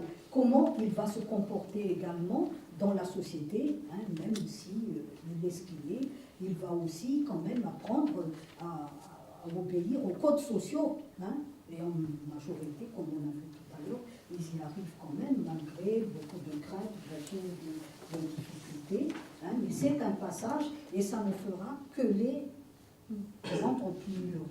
Hein. Alors l'estime de soi et la confiance en soi, ça se travaille depuis l'enfance. C'est pas quelque chose qui s'invente, mais c'est là où le rôle de l'accompagnement depuis l'enfance, hein, les personnes, bon, à cet âge-là, effectivement, les frustrations, on ne les gère pas encore totalement, mais on apprend déjà à accepter qu'on ne peut pas tout avoir tout de suite. Et d'ailleurs, même s'ils forcent justement la situation, c'est là où on peut les accompagner. Quand on dit non, on ne dit pas non de manière intransigeante comme ça. Hein. L'autorité parentale, d'ailleurs, les responsabilités, l'autorité parentale, c'est ce qui va les aider justement à circonscrire les confrontations aux limites. Hein. Et ce qu'ils cherchent, c'est voir si nous, on tient bien. Et c'est cet exemple-là qui va leur servir plus tard, parce qu'eux-mêmes, n'oubliez pas que ce sont de futurs parents aussi. Hein, et que ceux que vous allez leur transmettre verbalement ou de façon non verbale, et d'ailleurs le non verbal joue énormément. Hein, puisque ce que j'ai dit tout à l'heure, hein, les enfants ne font pas forcément ce qu'on leur dit, mais ils font surtout ce qu'ils voient faire. Voilà. Donc, apprendre à gérer les frustrations, c'est même au sein de la mère. Hein, un enfant qui, dès qu'il pleure, allez, hop, on met le sein, hop, on met le... Oui, voilà, c'est un peu, on commence par là, on apprend des petits à avoir des limites, à accepter les limites. Donc, les facteurs protecteurs inhérents à la famille, la qualité des relations au sein de la famille. Hein, ça, c'est vraiment très important. Le respect mutuel. Les adolescents doivent nous respecter, mais nous aussi adultes, nous devons les respecter. Hein. Respecter, on a parlé de la bonne distance tout à l'heure. Hein. C'est difficile à trouver la bonne distance. Mais au fur et à mesure qu'on avance, on apprend aussi. Hein. Moi, je dis qu'on apprend aussi auprès de nos adolescents. Si on est attentif, ils peuvent nous apprendre beaucoup de choses. Et même maintenant, avec l'ère de tout, la génération Y, comme, ils nous apprennent beaucoup de choses. D'ailleurs, les parents qui ont peur pour l'addiction aux jeux vidéo, accompagner un enfant, par exemple, pour les jeux vidéo, c'est aller voir avec lui. Tiens, apprends-moi ça. Qu'est-ce que tu es en train de faire comme jeu? Ben, qu'est-ce que c'est? Ben, apprends-moi. Il vous apprendra, mais en même temps, il va dire, tiens, mon père ou ma mère s'intéresse à moi. C'est mieux. Et on partage comme ça, et vous apprenez beaucoup sur ce qu'il aime, sur ce qu'il a envie de faire. Hein, parce que Internet, c'est pas forcément négatif tant qu'il n'y a pas l'excès, parce que ça permet une certaine créativité.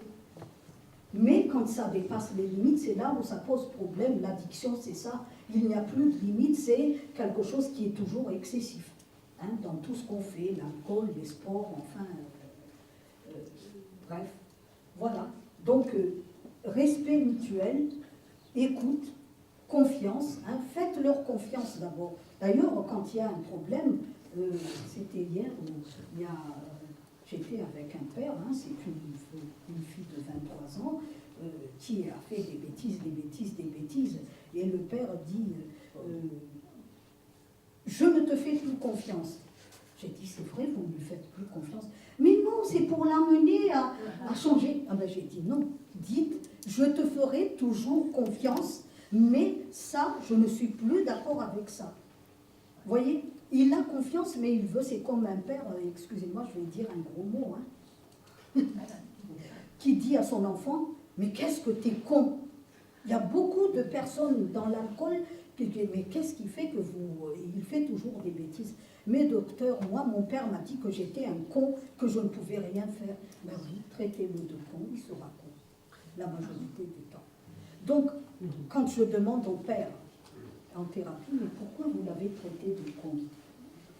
Mais docteur, c'est pas qu'il est vraiment con, votre fils? Non, il n'est pas con, au contraire, il est très intelligent, mais je voudrais qu'il comprenne qu'un con, c'est... Ah, mais j'ai dit, là, c'est raté. Oui, mais nous, on a notre vision des choses que je disais, Géraldine. Nous, adultes, on a envie qu'il se bouge, qu'il voit qu'un con, c'est comme ça. Mais non, lui, il comprend le contraire en disant, bah, puisque tu me traites de con, je vais te le montrer à quel point.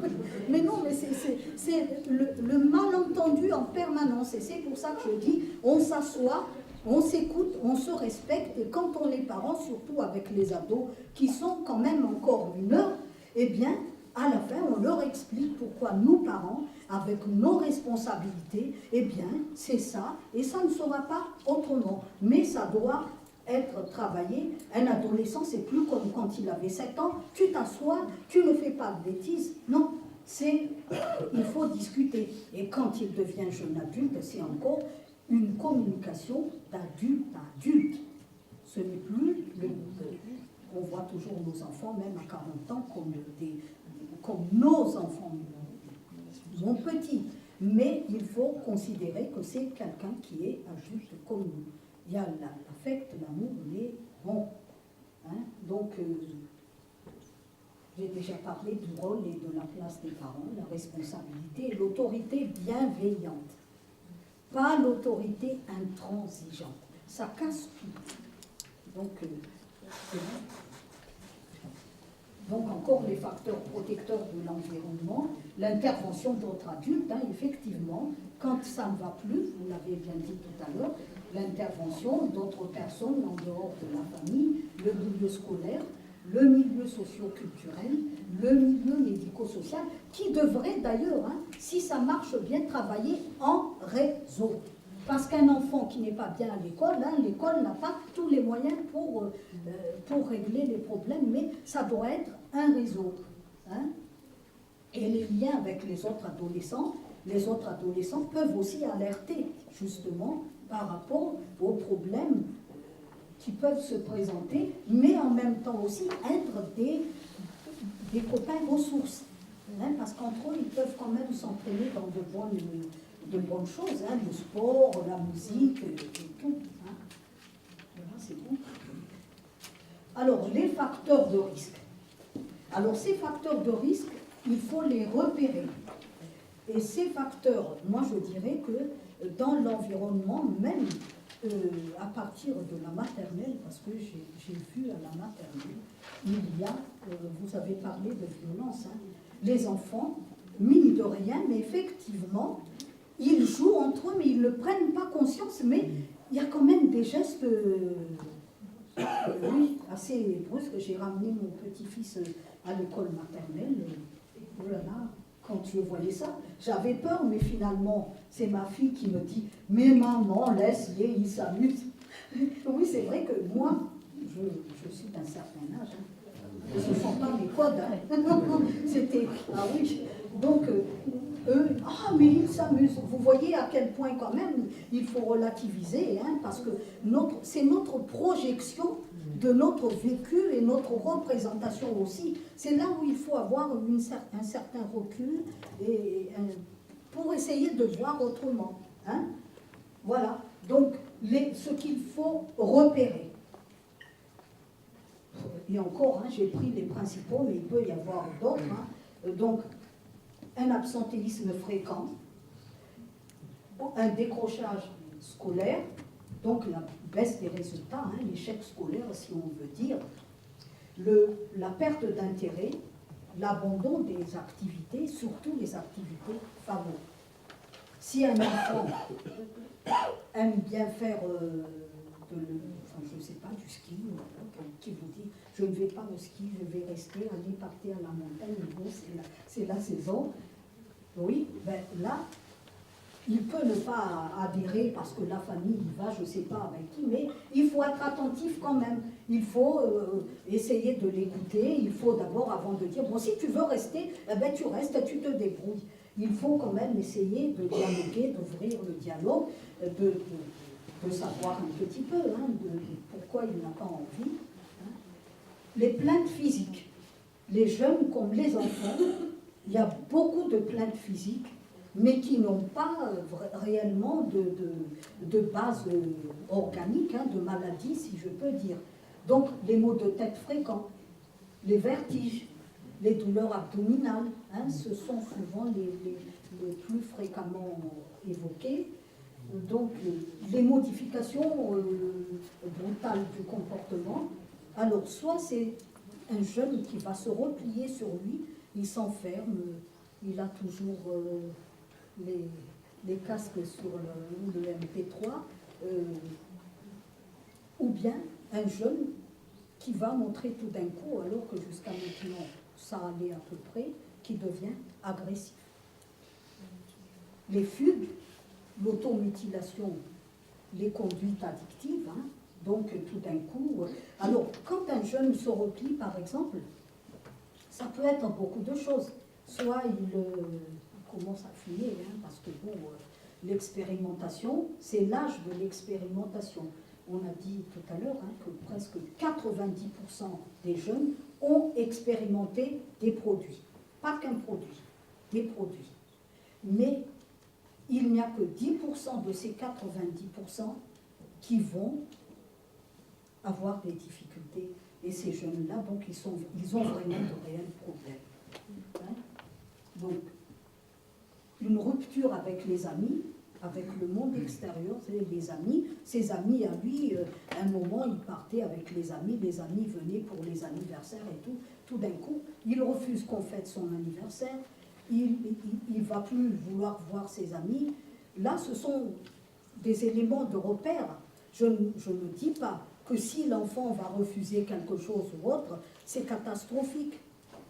Mais il faut être attentif, identifier la répétition de tous ces éléments et le cumul des problèmes. Et dans ce cas-là, je crois qu'il vaut mieux consulter des professionnels quand vous voyez que vraiment ça escalade, ça s'enlise, voilà. Donc, il faut être attentif sans dramatiser.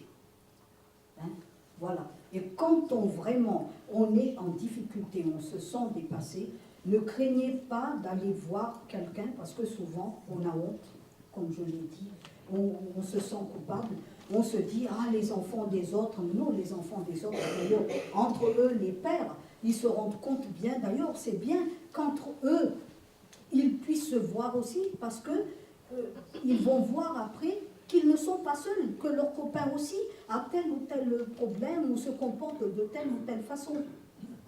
Donc ils vont se dire, oui, je ne suis pas le seul, parce que quand ils sont seuls, ils se disent, peut-être qu'il n'y a que moi qui est comme ça. Ben non.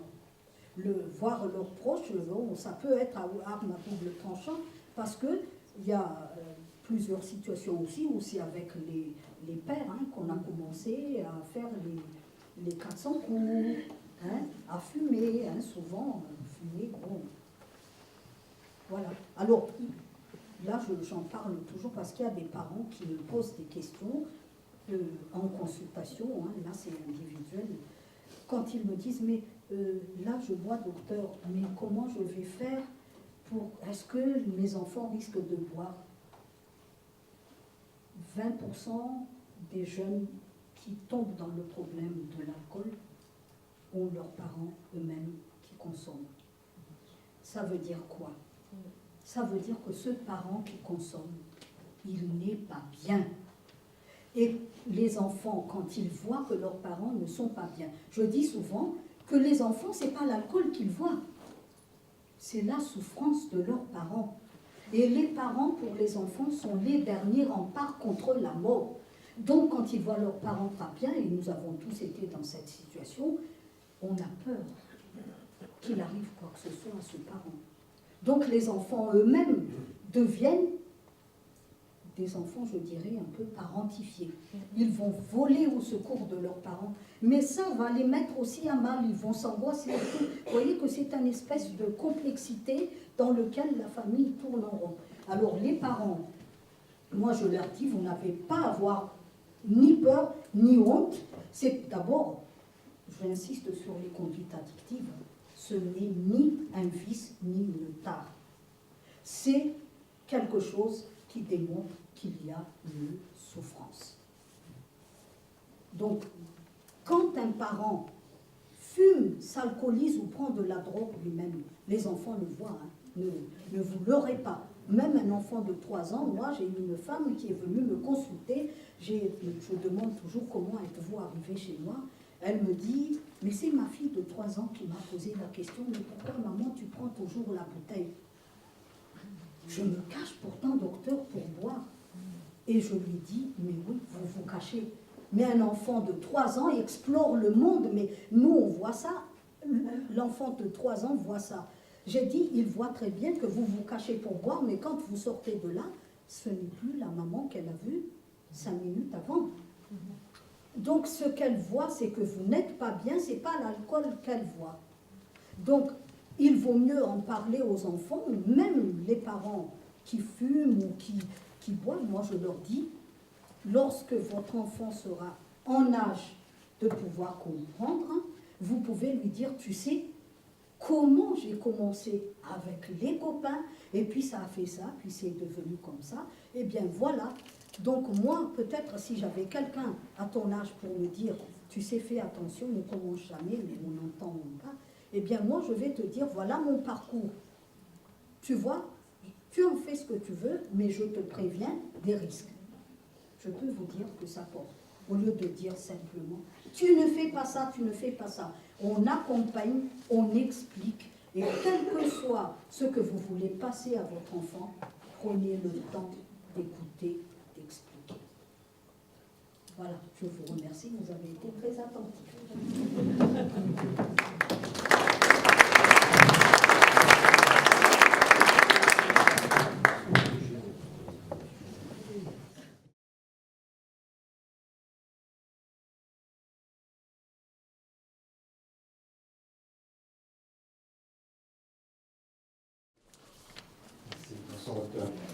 Dans les repérages de facteurs à risque, où placez-vous, si toutefois pour vous, en étant le rapport à l'alimentation, qui notamment pour les jeunes filles, d'ailleurs engendrer des troubles du comportement alimentaire?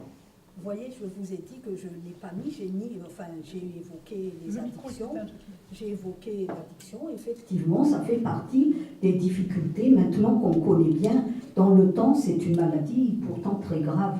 Les troubles du comportement alimentaire, l'anorexie mentale, hein, ça rentre dans une rubrique vraiment de prise en charge très complexe. Hein. Donc ça dénote effectivement une grande souffrance. En fait, les addictions, c'est ce qu'on montre, et d'ailleurs le comportement aussi des adolescents montre à quel point ils ne sont pas bien. C'est-à-dire que l'anorexie, par exemple, ça peut être l'alcool, ça rentre dans les addictions, hein, les troubles du comportement alimentaire. Donc, effectivement, oui. Et ça nécessite, là, il faut consulter. Il ne faut pas laisser ça, parce que la vie peut être en danger. Il y a des risques vitaux. Et souvent immédiats, hein, parce que l'alimentation, par exemple, dans l'anorexie restrictive, c'est-à-dire lorsque le jeune s'abstient de manger, on ne peut pas non plus dire que l'alimentation c'est fait pour nourrir et pour vivre. Mais lorsque l'adolescent se sert de ça pour montrer à quel point il y a un problème profond. Donc, il ne faut pas attendre, il faut consulter. Lié à la mère. Non, mais je vous demande parce que voilà. Ah, alors là, non. Non, je ne stigmatiserai pas la mère. D'abord, ce n'est pas la réalité. j'ai parlé de souffrance. Vous savez, dans les addictions, effectivement, j'ai dit tout à l'heure que c'est fait pour écarter un malaise intérieur. Le malaise, d'ailleurs, ça vient d'une souffrance qui vient de très loin, dans l'enfance, effectivement. Mais cette souffrance peut aller de la simple timidité à l'anxiété, à l'angoisse, à la vraie maladie mentale, à une dépression. Alors, qui va-t-on accuser? Les parents? Qui? Mais non, ce n'est la faute de personne. Il n'y a même pas question de faute, parce que, à vous entendre, il y a la faute de quelqu'un. Non, un enfant, lui, il ressent quelque chose. Je vais vous donner un exemple, je le donne souvent quand je fais les formations, pour vous dire que la souffrance aussi peut venir d'un ressenti imaginaire. Hein? J'ai vu, je suis à l'hôpital Rangueil, j'ai vu un homme de 48 ans que les gastro-entérologues me demandent de voir, moribond. Et je lui pose d'abord la question, monsieur, est-ce que vous avez encore envie de vivre, hein, parce qu'il avait des complications assez graves, mais il me dit, mais docteur, moi, j'ai jamais vécu. Ah bon? Pourquoi? Oh, je suis un enfant non désiré. Ah bon? Et pourquoi vous dites ça? Vos parents vous l'ont dit? Non, non, non, mais pourquoi vous dites que vos parents ne vous ont pas désiré? Eh bien, tout simplement parce que depuis son enfance, ils sont 4 garçons dans la famille, et lui, il hérite toujours des biens de ses frères. Les vêtements, les livres, tout. Et lui, dans sa tête, d'ailleurs, il m'a dit, mais moi, je suis la poubelle de la famille. Il a vécu avec ça pendant 48 ans. Et je l'ai rencontré avec ses parents, à qui il a dit, bah oui, vous ne m'avez jamais aimé, vous ne m'avez jamais acheté des choses neuves, vous m'avez toujours donné la poubelle des autres. Et les parents lui ont dit, mais non, on t'aime autant que les autres, mais on n'était pas très riches et que tout le monde est passé par cette phase-là de donner à là. Ben oui, il a manqué la communication, lui il n'a rien dit à ses parents et ses parents ne savaient pas pourquoi il s'était enivré jusqu'à en mourir. Vous voyez à quel point, à qui la faute? La faute des parents? La faute de l'enfant? Mais non, ce n'est la faute de personne. Les enfants ont leur vécu. D'où j'insiste sur la relation au sein de la famille, la qualité relationnelle, l'écoute, l'observation. Vous savez, observer, c'est un art. Une mère me dit, ma fille de 6 ans, hier, arrive de l'école, elle pose son cartable, elle me dit, maman, ma copine a-t-elle, ses parents divorcent. Et la mère, j'ai dit, mais qu'est-ce que vous lui avez dit? Je lui ai dit, oh, ça ne nous regarde pas, ça. Hein? J'ai dit là, peut-être que elle aurait bien voulu que vous lui parliez. Parce que, oui, ben j'ai essayé un peu de lui faire comprendre que si elle a voulu parler de divorce à ses parents, à sa mère en l'occurrence, c'est qu'il y a quelques petites choses qui trottent dans sa tête. Quoi? Mais tant qu'on lui dit, tiens, viens, on va en parler. Peut-être qu'elle va raconter des choses et là, on saura ce qui la préoccupe. Mais de lui dire, ah non, ça ne nous regarde pas, et pourtant, peut-être, c'est moi qui le dis, peut-être que cet enfant, si les parents se disputent souvent à la maison et que la petite copine lui aurait dit, tu sais, mes parents, ils se disputaient souvent et là, maintenant, ils vont divorcer. Hein? Ah, donc, elle, si elle voit ses parents se disputer, ça va l'angoisser, ça va tourner dans sa tête. Peut-être que mes parents aussi, ils vont divorcer. Ben, vous voyez, on passe à côté de ne pas avoir permis à cet enfant de l'écouter, parce qu'on apprend beaucoup de choses hein, de la bouche des enfants, même à 2-3 ans, surtout les 2-3 ans actuels.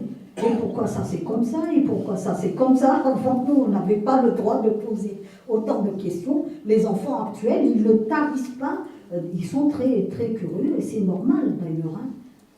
Ça permet d'établir très tôt ces relations et aider les enfants à s'exprimer justement.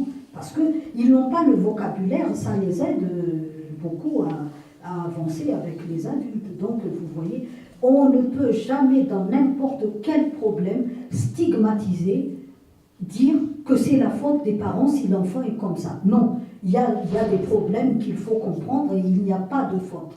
Moi, je ne pense pas que tous les parents qui soient là, il y a un seul parent qui ne veuille pas du bien à son enfant.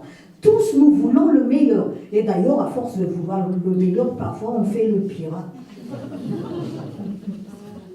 Voilà. Oui, parce qu'à vouloir trop, on pousse trop, on met trop la pression et on n'essaie pas de voir le rythme de l'enfant, ce qu'il est capable, ce qui est réaliste et réalisable. Voilà. Donc, pas de culpabilité.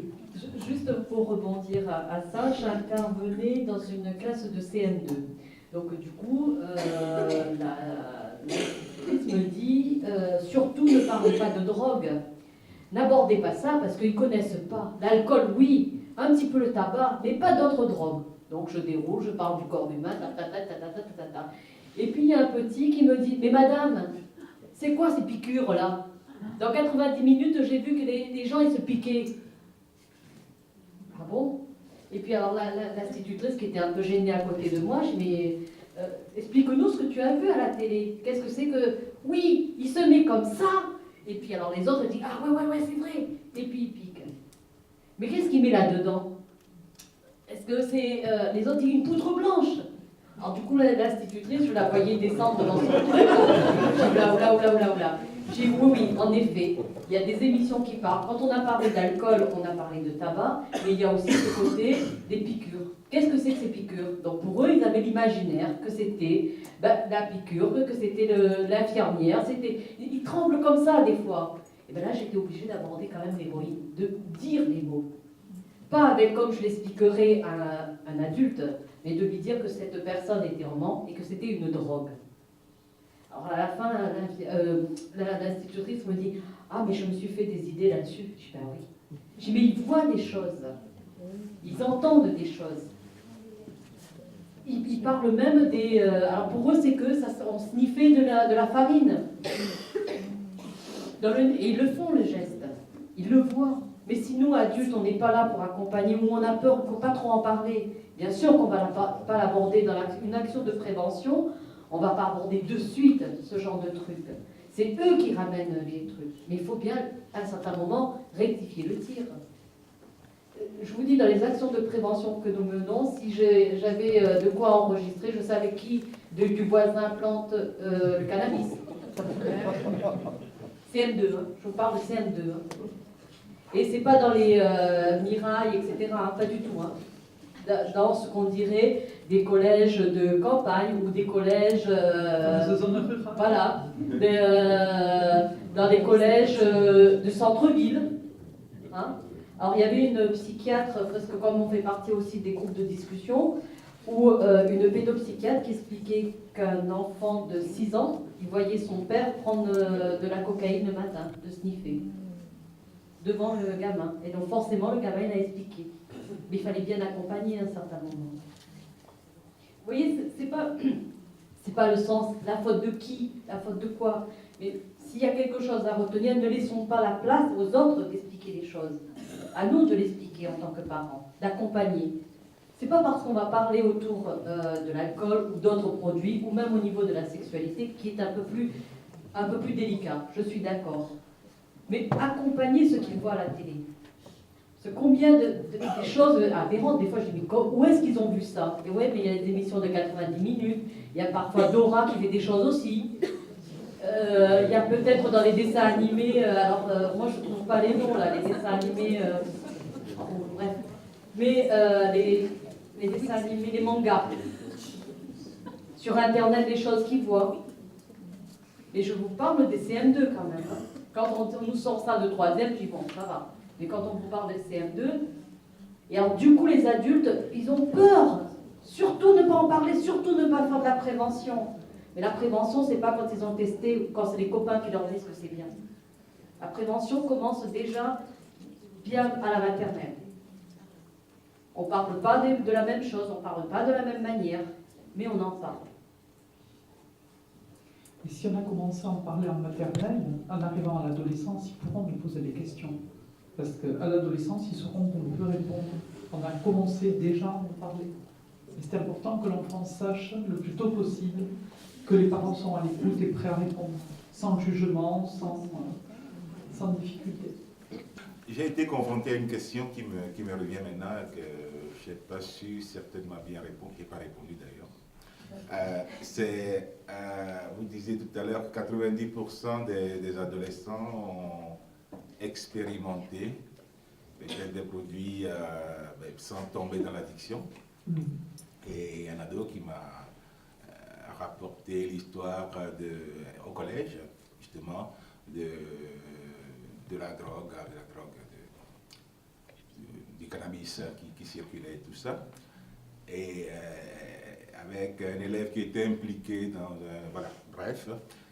Et on discutait et je lui dis, ben voilà, c'est pas bon, ce genre de choses, avoir le discours habituel. Et puis il me dit, ben, ouais bon, je vais peut-être essayer pour voir. Voilà. Les grands yeux, j'ai été, oui, assez estomaqué. Et je ne crois pas avoir produit la bonne réponse. Qu'est-ce que vous diriez dans ce cas-là? Qu'est-ce qu'on dirait? Alors, je crois qu'à un certain moment, le fait que vous lui disiez ce que vous pensiez de ça, c'était déjà pas mal. Parce qu'il n'attendait peut-être pas une réponse de votre part. Il attendait peut-être votre positionnement en tant qu'adulte. Après, ils nous prennent un peu, enfin même nous, à un certain moment, quand on a fait des actions de prévention, ils nous posent des questions. Et donc, on est surprise des questions. Mais en même temps, je veux dire qu'il ne faut pas être culpabilisé, dire qu'il y a une réponse toute faite. C'est sur le moment qu'on en parle. Par contre, ce qui n'empêche pas de revenir dessus après. Enfin, je ne sais pas si vous partagez un petit peu, mesdames. Oui, ben, il a fait l'expérience. Hein. Toi, que tu travailles là-dedans, il faudra que tu me fasses un cours sur l'e-cigarette. Oui, parce que l'e-cigarette, c'est la cigarette électronique. Déjà, moi, j'avais pas, enfin, je sais que ça s'appelle l'e-cigarette, mais sur le coup, j'étais estomaquée. Alors, pour lui, c'était incompréhensible que moi, travaillant dans les addictions, je ne pouvais pas lui apporter une réponse sur le cigarette. Les cigarettes, comme il dit. Et alors, du coup, j'étais con. Excusez-moi l'expression, mais je suis restée. J'ai dit oui, je vais me renseigner. Et pour lui, le fait que je travaille dans les addictions, donc il fallait que je lui fasse un cours. Alors que je suis à côté de la plaque parce que j'ai pas, enfin, je connais quelques éléments, mais pas plus que ça. Même nous, enfin, je veux dire que ça nous arrive, quoi. On n'a pas toutes les réponses. Je lui ai dit quand même que je vais aller me renseigner, que je lui apporterai une réponse. Mais j'ai jamais eu le temps de me renseigner, et je sais que ça, il m'attend au tournant. Parce qu'à un certain moment, et puis après on a quand même un peu discuté, parce que son copain achetait une cigarette électronique. C'est bon, sur le coup, après il n'a pas dit, mais après au fur et à mesure, il me disait, on lui a proposé d'essayer cette cigarette électronique. On n'est même plus à notre cigarette que Nicotas va fumer, on n'est même plus à là, on est à les cigarettes. Vous voyez un petit peu? Et il attendait une réponse, il attendait qu'est-ce que je pouvais lui dire là-dessus. Et je ne pouvais rien lui dire parce que ça, c'était dimanche, je ne travaillais pas. Mais vous avez des choses comme ça à un certain moment, sur n'importe quel sujet. Là, on parle au niveau des addictions, etc. Ou pourquoi vous buvez? Pourquoi tu prends de l'alcool? Si c'est pas si mauvais que ça, pourquoi t'en prends, toi? Je suis sûre que vous avez eu ces questions. Lorsque vous abordez peut-être le sujet de l'alcool, parce qu'on ne sait pas comment aborder ces sujets, en fait. Quand vous dites ça, c'est forcément avec l'adolescent ou c'est d'abord en tant que parent? Quand vous dites consulter, qu'est-ce que vous entendez là-dedans? On peut consulter d'abord en tant que parent. Il y a beaucoup de parents qui viennent d'abord parler, exposer les difficultés auxquelles ils sont confrontés. Oui, effectivement. Pas forcément Ça dépend de chaque cas. Moi, je vois pas mal d'adolescents, par exemple.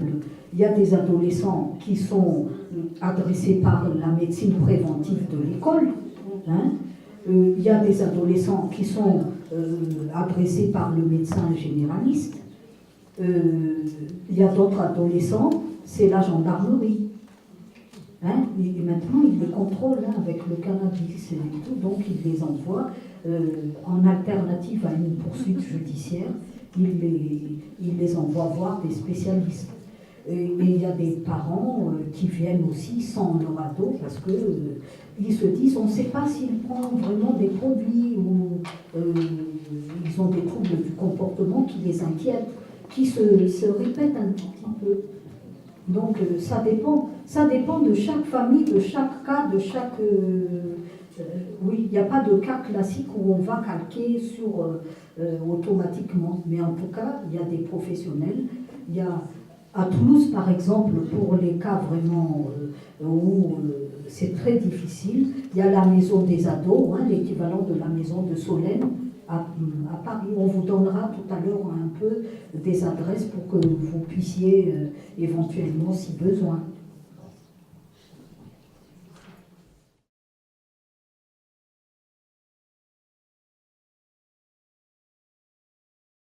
Pour répondre un petit peu à votre interrogation ou question, voilà, j'ai travaillé sur un petit fascicule où on dresse un petit peu qui je peux appeler, où je peux me renseigner, mais qui encore peut m'aider, et pour mon jeune. Il faut savoir qu'il y a des structures sur Toulouse qui accompagnent les parents. Alors, j'ai listé un petit peu la maison départementale des adolescents dont tu parlais.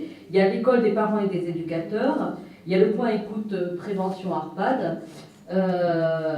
Et puis j'ai mis quelques adresses comme ça à regarder sur Internet. Parce que des fois, on a peut-être des représentations disant qu'il dort un peu plus ces temps-ci. Est-ce qu'il est sous effet de cannabis ou pas? Or que peut-être qu'il est un peu plus fatigué que d'habitude. Voilà, tout simplement. Qui je peux appeler? Et pour les jeunes, il y a plusieurs structures. Donc j'ai mis une adresse. Et pour mon jeune, sachant que quand même cette soirée, notre projet comporte 3 axes comme on avait dit. Il y a l'axe qui est avec les parents, donc on a commencé ce soir. Le but c'est de pas de donner de recettes, mais d'offrir un espace d'échange, de discussion. Même si on a eu on vous a donné quelques informations, etc. Et puis le deuxième axe, c'est quand même de rencontrer ces femmes jeunes, ces femmes adolescents, et de discuter avec eux, justement sur ce sujet. C'est-à-dire qu'au niveau de ce projet, on a pensé aux 3 axes. Et puis il y a un axe aussi qu'on essaye de développer, c'est au niveau des encadrants. C'est ce que je disais à un certain moment, c'est-à-dire que l'adolescent est au milieu, il y a l'histoire des pères, les jeunes, il y a l'histoire des parents et il y a l'histoire des encadrants. C'est-à-dire qu'à un certain moment, il faudra que toutes ces personnes convergent autour de lui, mais pas qu'on est différent, qu'on n'a pas un discours différent. Voilà. Donc j'ai ramené plusieurs documentations sur le cannabis, sur la cigarette. Je ne sais plus trop, enfin, c'est sur la table du fond, donc servez-vous parce que ça permet aussi d'avoir quelques informations et puis ce document. Voilà. Donc juste pour conclure un petit peu la soirée, je voulais quand même vous dire ce qu'on observe sur le terrain, sachant que l'alcool reste le produit le plus expérimenté quand même, hein, au-delà de tout ce qu'on peut penser.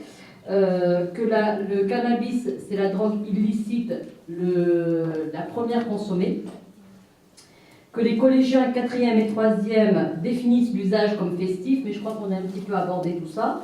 L'usage d'alcool est banalisé.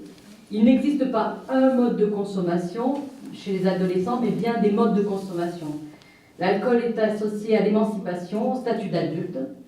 La consommation d'alcool massive peut être adoptée comme un rituel d'adhésion par certains groupes. C'est une valeur positive, c'est-à-dire le groupe de pairs a un rôle à jouer également, positif ou négatif. Hein. Pour les garçons, celui qui a bu le plus est bien vu. On parle de cet excès comme un exploit. T'en as pris une bonne hier. Ça date de la semaine dernière, hein. Et c'était des 3e. Le groupe de pairs a une influence sur les comportements. Les jeunes surestiment la consommation des pairs, peur de ne pas être dans la norme.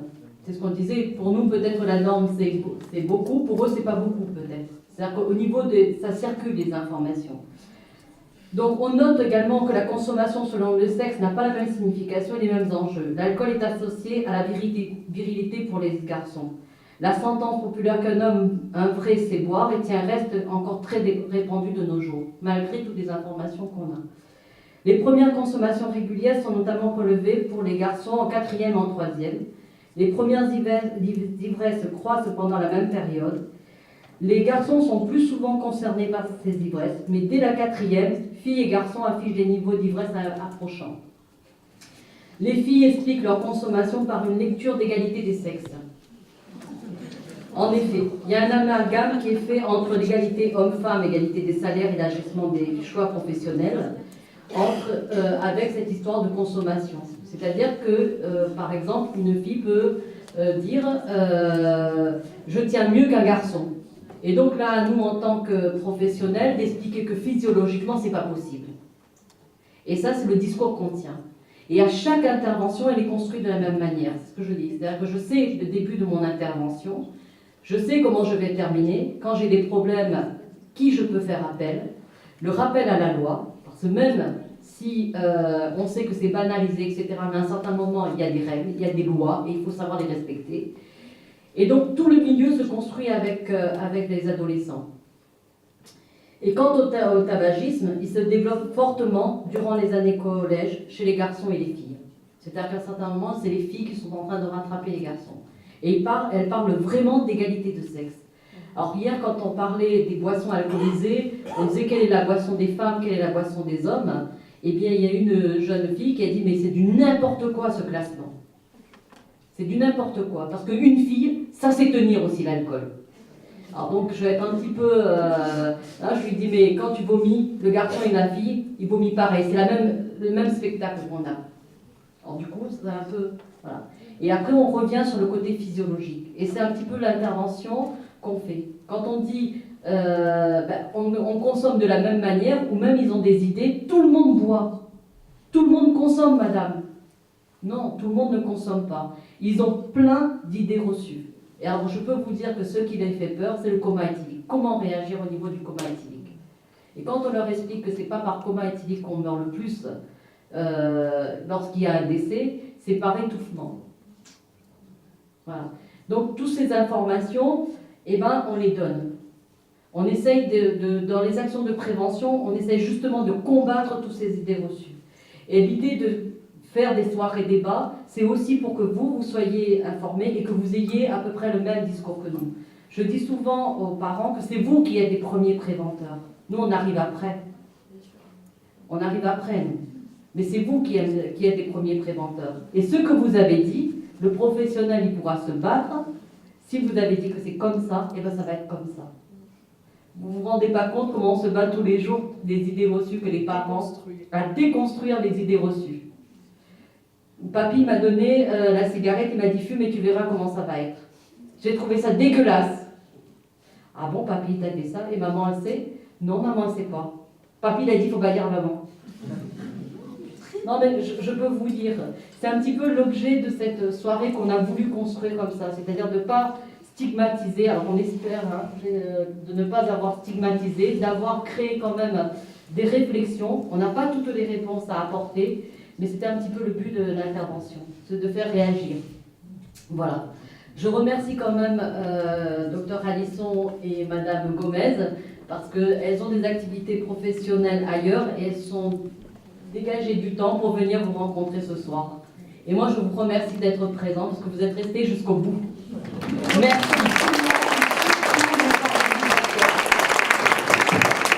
Nous, les organisateurs, on va vous remercier parce que c'est vrai que vous avez aussi pris du temps, Madame Géraldine, pour cette soirée. Vous l'avez annulée.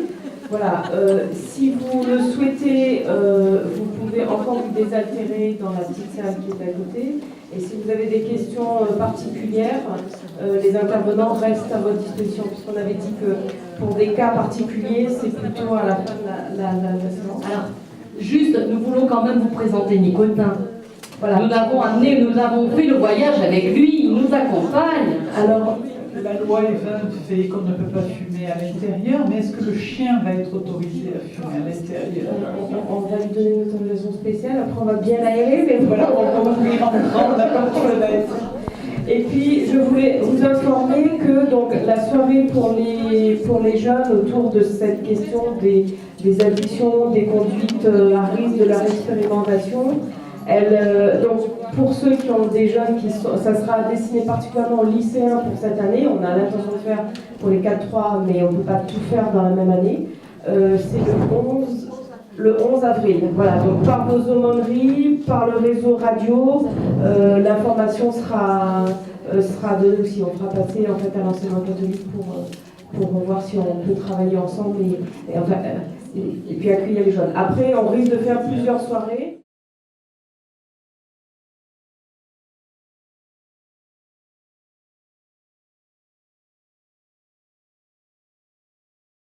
Et oui, voilà, la réaction de tout le monde. Imaginez dans un collège, on arrive, tous les élèves disent « Monsieur le proviseur, est-ce qu'on peut sortir le téléphone exceptionnellement? On veut photographier un chien qui fume. » Voilà. Et donc, il fume sa cigarette. Un vrai chien qui fume. Non, non, tu peux te dire, voilà.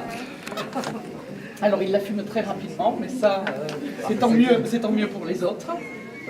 Parce que c'est assez terrible, ça va la fumer par du bon côté, on devrait y arriver. On explique que tous les tuyaux ici, non, ça tombe pas, ce sont les voies respiratoires et que les goudrons qu'il y a sont vraiment les goudrons. Voilà, il a fumé sa cigarette. Voilà, il est rapide, hein. Les fumeurs le savent, la dernière taf c'est la meilleure, donc voilà, on finit. Et voilà. Résultat du filtre, ah ben il est toujours blanc de ce côté. Ce côté il est un peu plus foncé. Pour une cigarette. Donc au niveau visuel, les élèves, je vous assure, comprennent. Alors après on peut se permettre de leur faire sentir, c'est fabuleux. C'est un cendrier froid. Donc sur un élève de CM2, de 6e, de 5e, l'impact est radical. Donc ils arrivent à la maison en disant « Maman, on a vu un chien fumer, il faut arrêter, tu ne dois plus fumer. » Le problème c'est qu'après ils oublient avec le temps. Ils oublient pas tant que ça. Et ils en parlent entre eux. Justement, Géraldine évoquait Rio Loco. Une année, on intervenait dans un petit collège, je ne sais plus, sur Fronton, quelque chose comme ça. Et la semaine suivante, nous étions sur Rio Loco. On installe le chien, arrivent des ados, et il y en a un qui dit « Ah ouais, c'est le chien qui fume, mon cousin l'a vu. » Comment ça, ton cousin l'a vu? Ouais, il était à Fronton, mais comment tu le sais? Il m'a montré les photos. Et donc ils en parlent entre eux, parce que justement il a une telle bonne bouille qui donne envie d'en parler. Et on peut faire de la prévention dans ces cas-là.